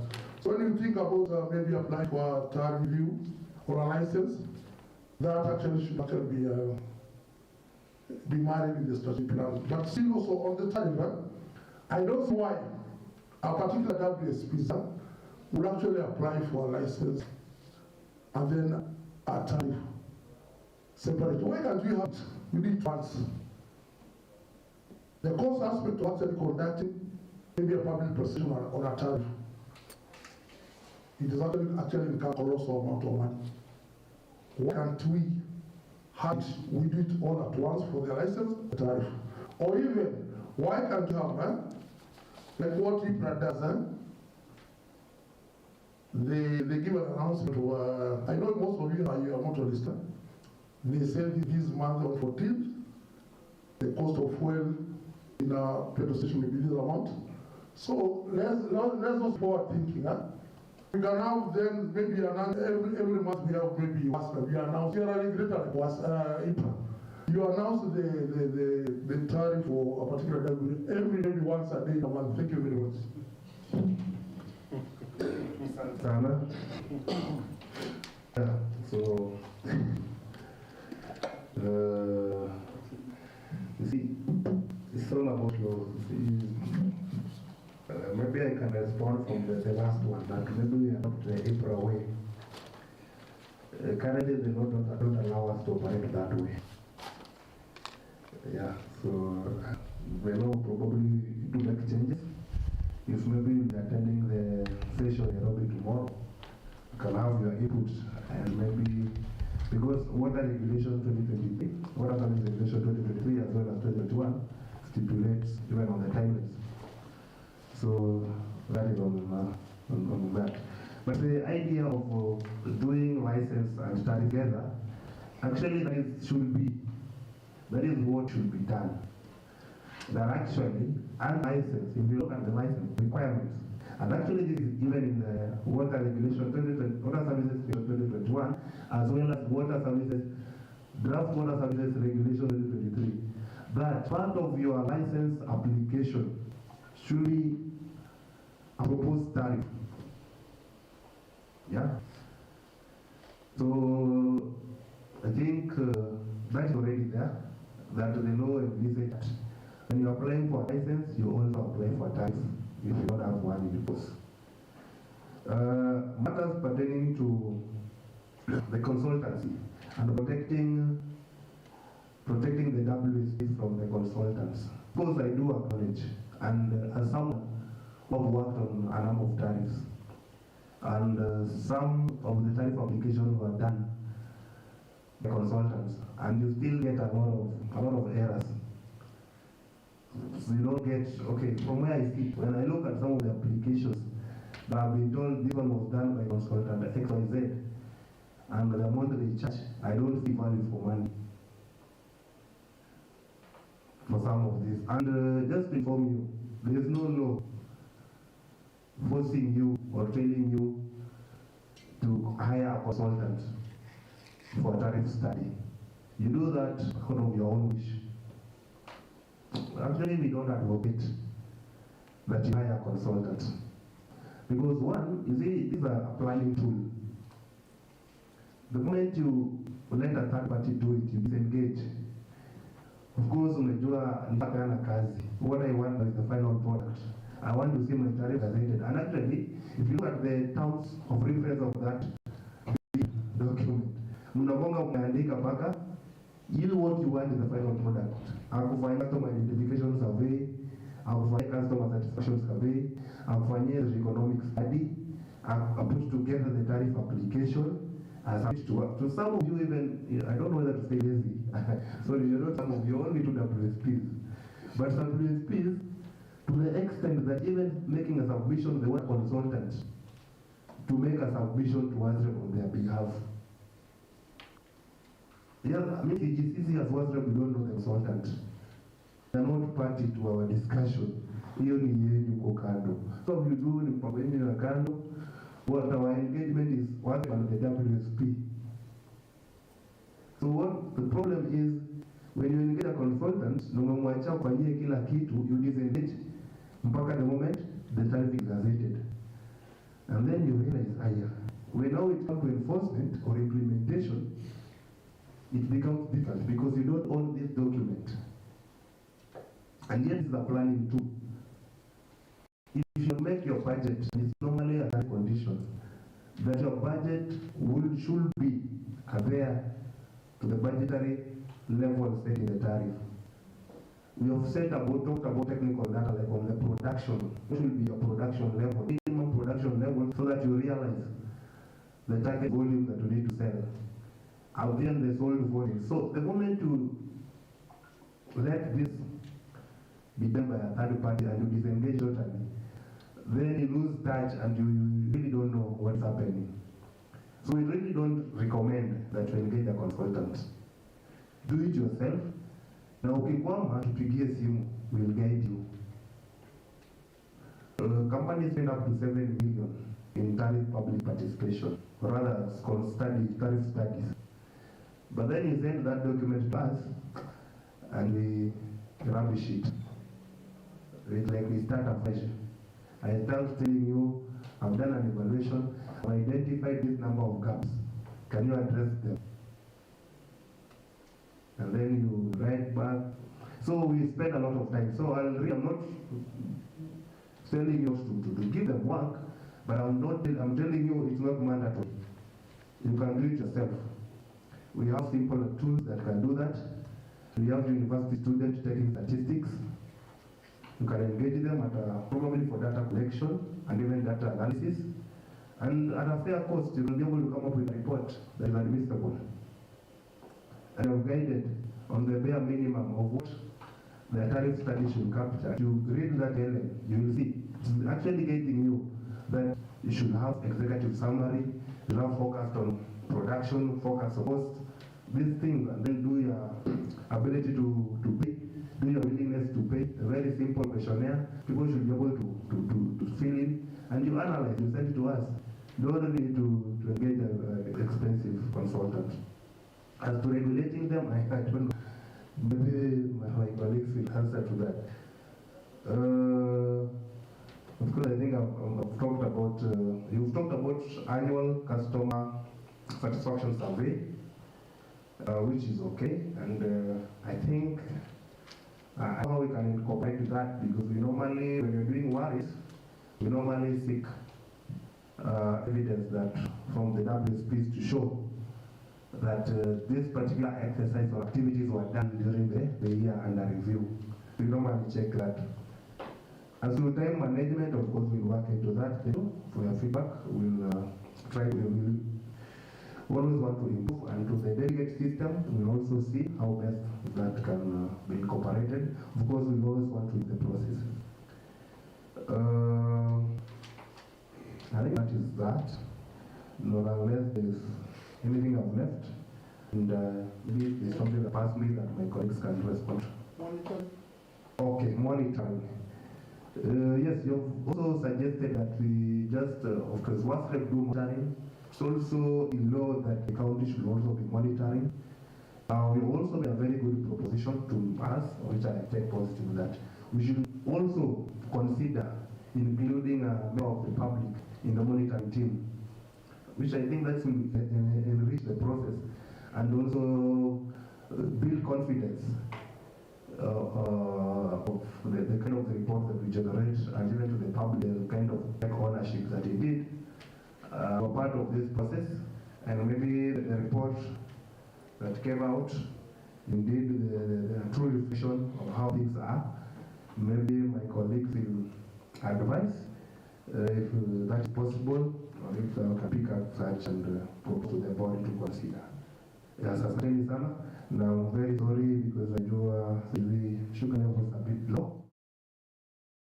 Yeah, asanteni sana.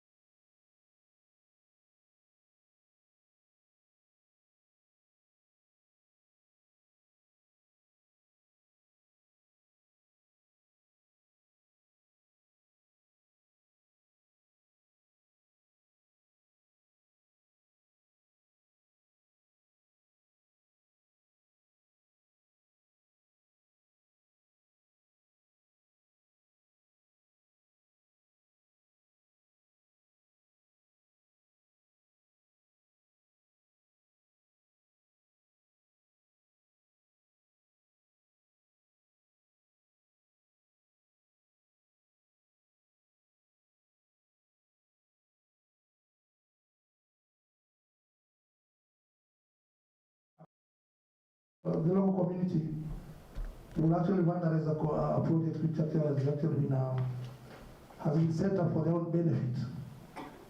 So yet you find that there's actually the aspect of vandalism. This is actually a drawback in terms of putting on this water project. Thank you very much. So, as a point to contribute, yes, silence means no one else. I think whatever has been shared here is reality, what is happening. And we are finding, ourselves as a regulator, in a difficult, situation to try and sort out issues that should have been, sought out at the planning, preparations and implementation stage. And this guideline will try and solve some of the issues that we have raised. It is not, the panacea of all the challenges that we have, but it will try and improve how the sector implements some of the projects.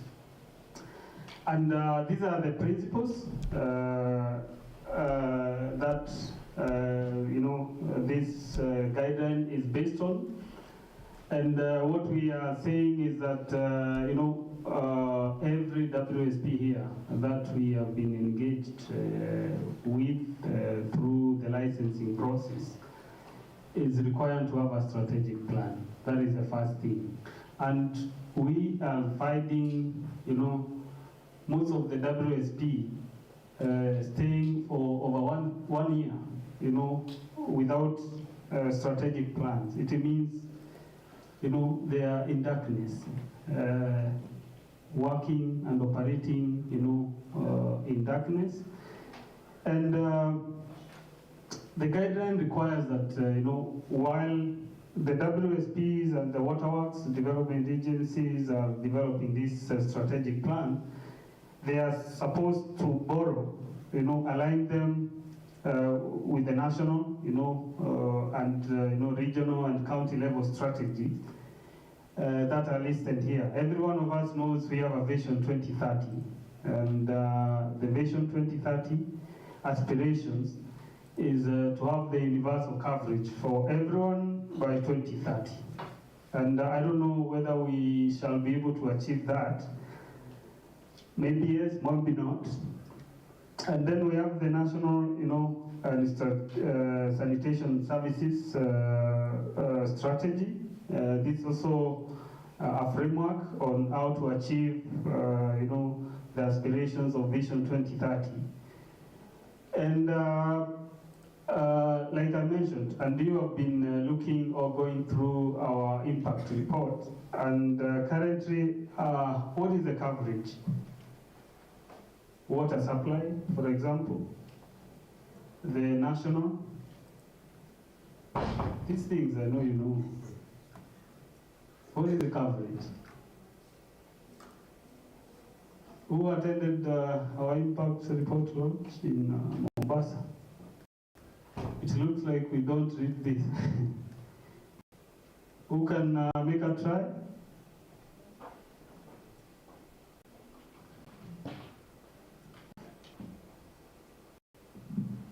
Yeah, there were a number of conflicting figures. I remember when we had the former Minister for Water and Sanitation, the former, she talked about 80%. That was contested.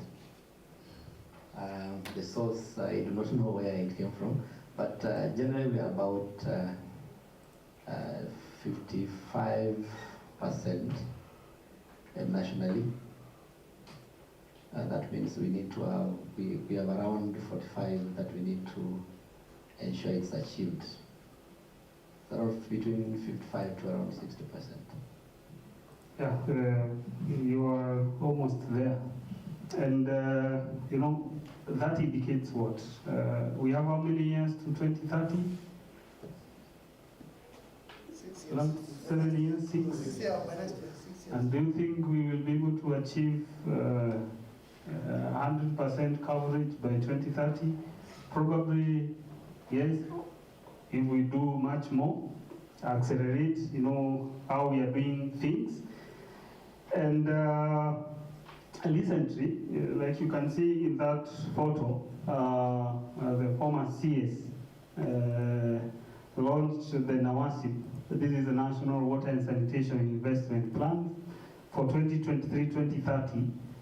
And this prescribes, the framework to accelerate achieving, the universal access to water and sanitation services through, incorporating the PPP, public-private partnerships and private financing. And these are some of the, guidelines that we should look at while we are developing our strategies for the WSP. The counties, majority have not also developed this county integrated development plan. And it becomes, very difficult for our WSPs. They don't know, what county is doing. They don't know what Waterworks is planning to do. And they come up, with their plans. And that is why you find, she mentioned duplication. Someone, you are proposing to lay a pipe here, and after 1 month you see someone else coming, to lay that pipe. And so we need WSP and the Waterworks to work closely in collaboration to ensure that this is also available for the WSP when they are doing planning. Then we have the responsive and resilient infrastructure. Someone mentioned here the climate change. We cannot run away from it, and we need to plan, the mitigation and adaptation, and developing the climate-proof, infrastructure. And this guideline gives the direction on adoption of the mitigation and adaptation measures in development of our assets. Then environmental impact. We are finding also, WSPs doing system, that discharge effluent, that does not meet standards to our water resources. And this also contaminates the available water. The source protection is also very important for our asset development to protect our consumers. Remember that I mentioned everyone has a right to water that meets the quality standards and that is safe as well. Then technologies. I don't know which WSP. I was in Kikuyu last time, and they were struggling with electricity bills. And there was a proposal to do solarization of their bore. I don't know, Nakuru, how many projects have you implemented in terms of climate-proof infrastructure like solarization of your borehole? Because also I was there, and electricity bills, is affecting majority of our WSPs. And last week we were in Voi, and we had the same engagement, public participation like we have today.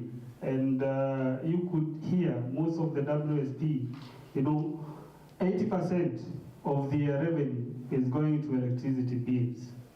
How do we come out of that? Through sustainable technologies that will cut the cost of power and also protect our environment that have minimum, carbon footprint. Then there is equity and inclusivity, and this has been mentioned also by the MD of Kikuyu. And I have a photo there down with two, one equality and other one is equity. I don't know how can we relate this to our water service provision? Do you see the difference between the two? Can you see the difference? What is the difference? Share with us.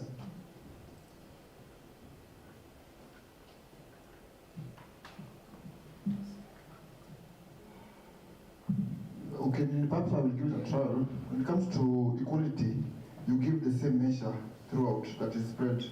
Whether a place has got vast resources of avenues for getting water, you just give them the equal measure. But when you say equity, some places are hard pressed. So maybe you transfer resources from A and give it to B and C. Thank you. Now, you come from which WSP? I'm a stakeholder. You're a stakeholder.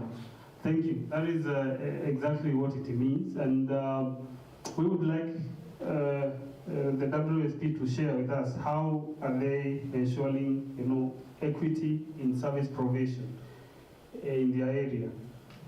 We can hear from Nakuru, Rural, and then the Kikuyu.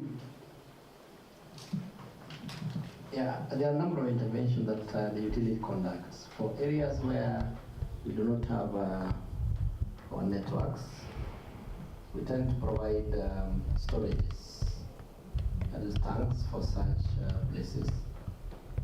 We use even water boozing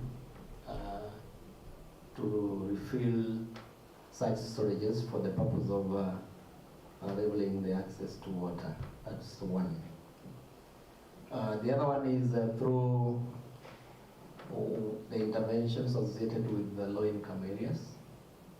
And it's basically an indicator, and WASFEP is bringing to this, that we identify the low-income areas, and we try to, through the utility level, we try to mobilize funds to develop such infrastructure.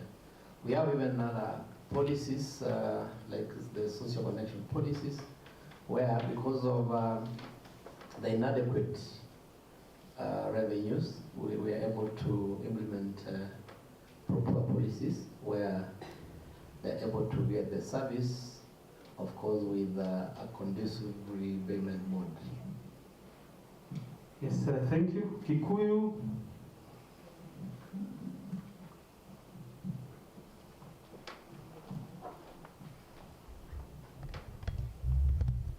Thank you. Yeah, we consider low-income areas. We have a policy where we generate funds for them, and we provide common connections and water kiosks. This water kiosk, we control the charges. At least they are able to reach. The other part is on the rural parts where you cannot do kiosks. The community is fast.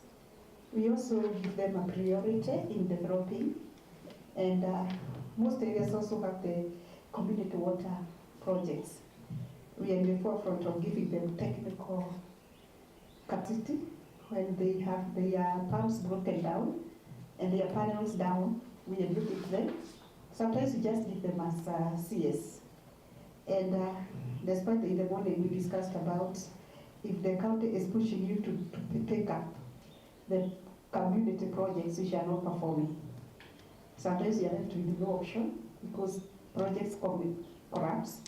The community is not able to support. They are the rural poor. We end up taking them to the company, of course bringing us down. I can see for the last 5 years we have taken around 14 community projects and assimilated them to the company, and we are now working to bring them up. And now that community is no more, is not disadvantaged. Coupling with the question I asked, water is a social good, and we are operating it commercially. What happens when the community is desperate and you also want to make money? So we end up suffering for the community because the ultimate reason why we exist actually is to give water at reasonable returns. So collecting revenue comes after giving water. Yeah, mostly we also educate the community, the women around, and the issue of now the storage. We work closely with the Waterworks Board. We also have one governor, as the name dictates. He's favorite for giving women tags, so we connect them to do collection. On the side of sanitation, we are developing a concept on the biodigester. How can you use a very small space to digest all the waste you have? Because what we also feel challenging in our area is getting highly populated with very small pieces of land that cannot even support the septic, and they're even making the soil weak. So currently what we are doing, we are also training people, our own, the community, how to use the biodigesters so that they utilize very little space and be able to collect their waste as we do the conventional sewer connection to those where we reached. Thank you. Yes, thank you for that. And yes, exactly, that is what it means. You know, equity, promoting equity means, you know, taking resources to where they are needed most. And there is one example I like giving. There is one WSP we visited, and this WSP has a CBU within its service area, and MCA also are doing projects within the same area. Yet, this WSP coverage is around 10%. So the rest of 90% is not covered. And yet, they are investing, you know, where the resources are not needed. You know, there are already existing resources there. And that is why, you know, we want, as the stakeholder, the water WSP and the Waterworks, you know, to plan together and provide services, you know, to the people who need them most. Do not duplicate, you know, the infrastructure. Then there is transparency and participation. I don't know how many of us here engage the communities during the planning, design, you know, and the implementation. How many? Kikuyu, are you doing that? Yes, we do that. Nakuru, are you doing it? Do you have, you know, good working relationship between you and the Waterworks in your projects?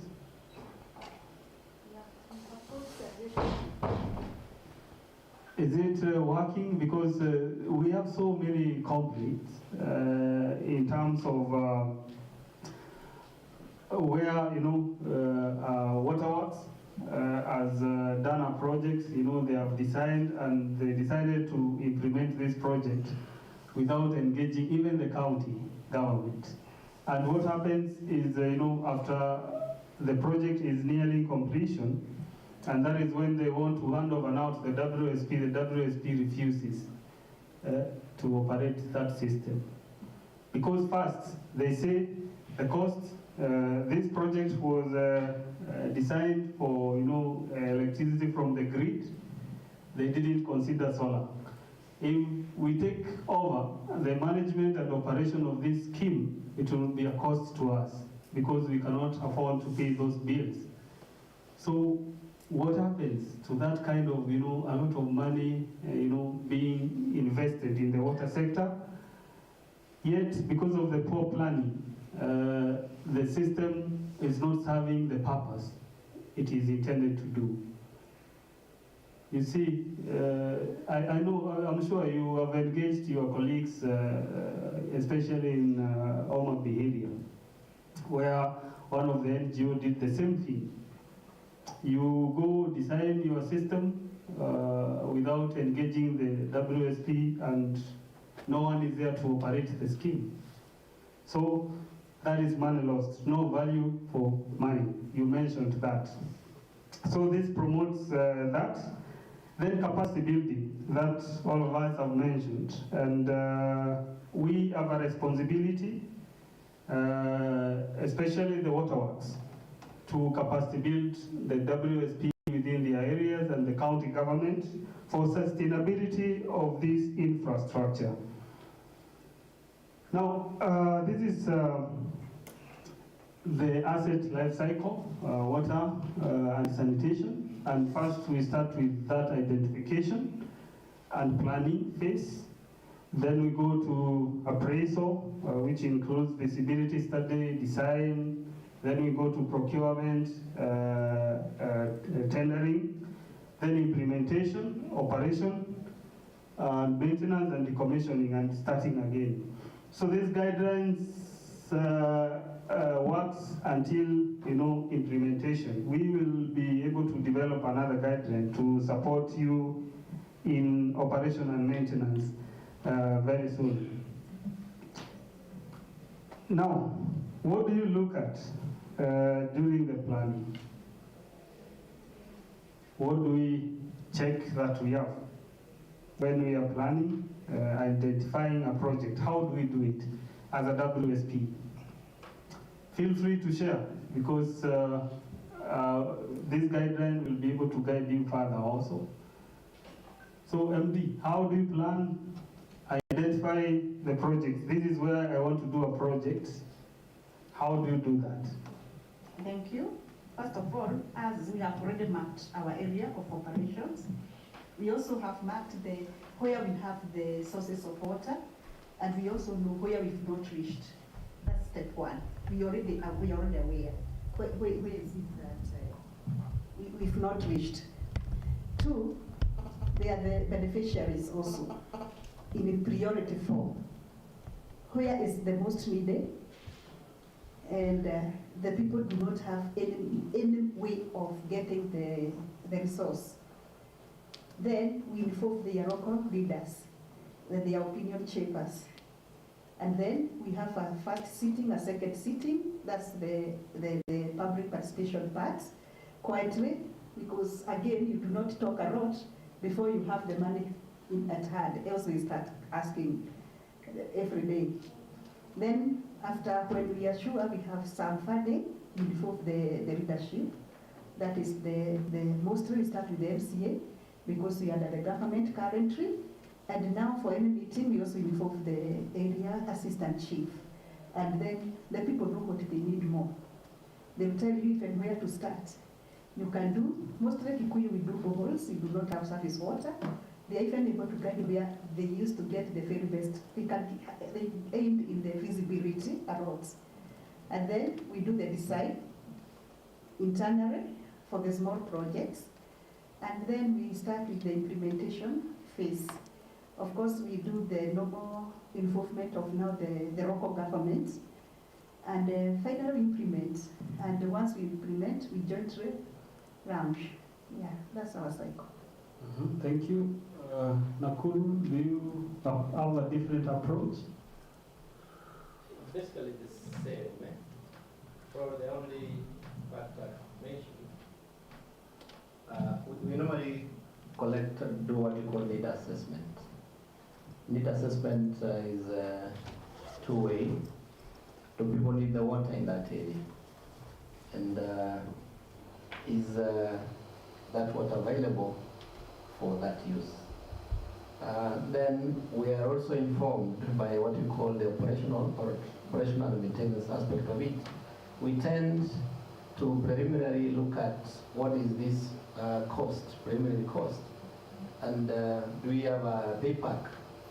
Payback will ensure sustainability. If not, then what are the other options which can be able to supplement basically that asset development? Then we proceed now to what we call the funding sources. How practical is it that we can be able to get the funds for this particular project?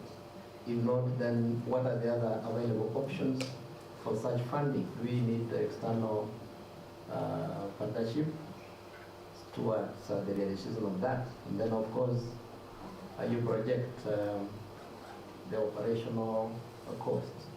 Will we be able to achieve our sustained water supply with the operational costs? Essentially, that's how we look at it. Then from there, we now enter into the detailed design, of course, with either other stakeholders in terms of that. Data design involves the community. Basically, and as you are saying, I almost mentioned, it's a project which was conducted and implemented. Unfortunately, we are not consulted. So we have designed related challenges, and that may even cost more onto that particular project, because while we are the owners of this system, we are the operator of this system, we are not consulted as such. The consultants could not be able to get the nitty-gritties of our entire area as such. The design is being reviewed with now an additional elements into it, which has basically delayed the system. It's a bigger system, but of course that failure to involve the stakeholder in terms of utility as a strong stakeholder and who has also a paramount influence resulted onto the failure of that project. Yes, thank you for the insight, and we have answered the questions. And first, she mentioned, money is needed to invest in this infrastructure. Number two, you need that need.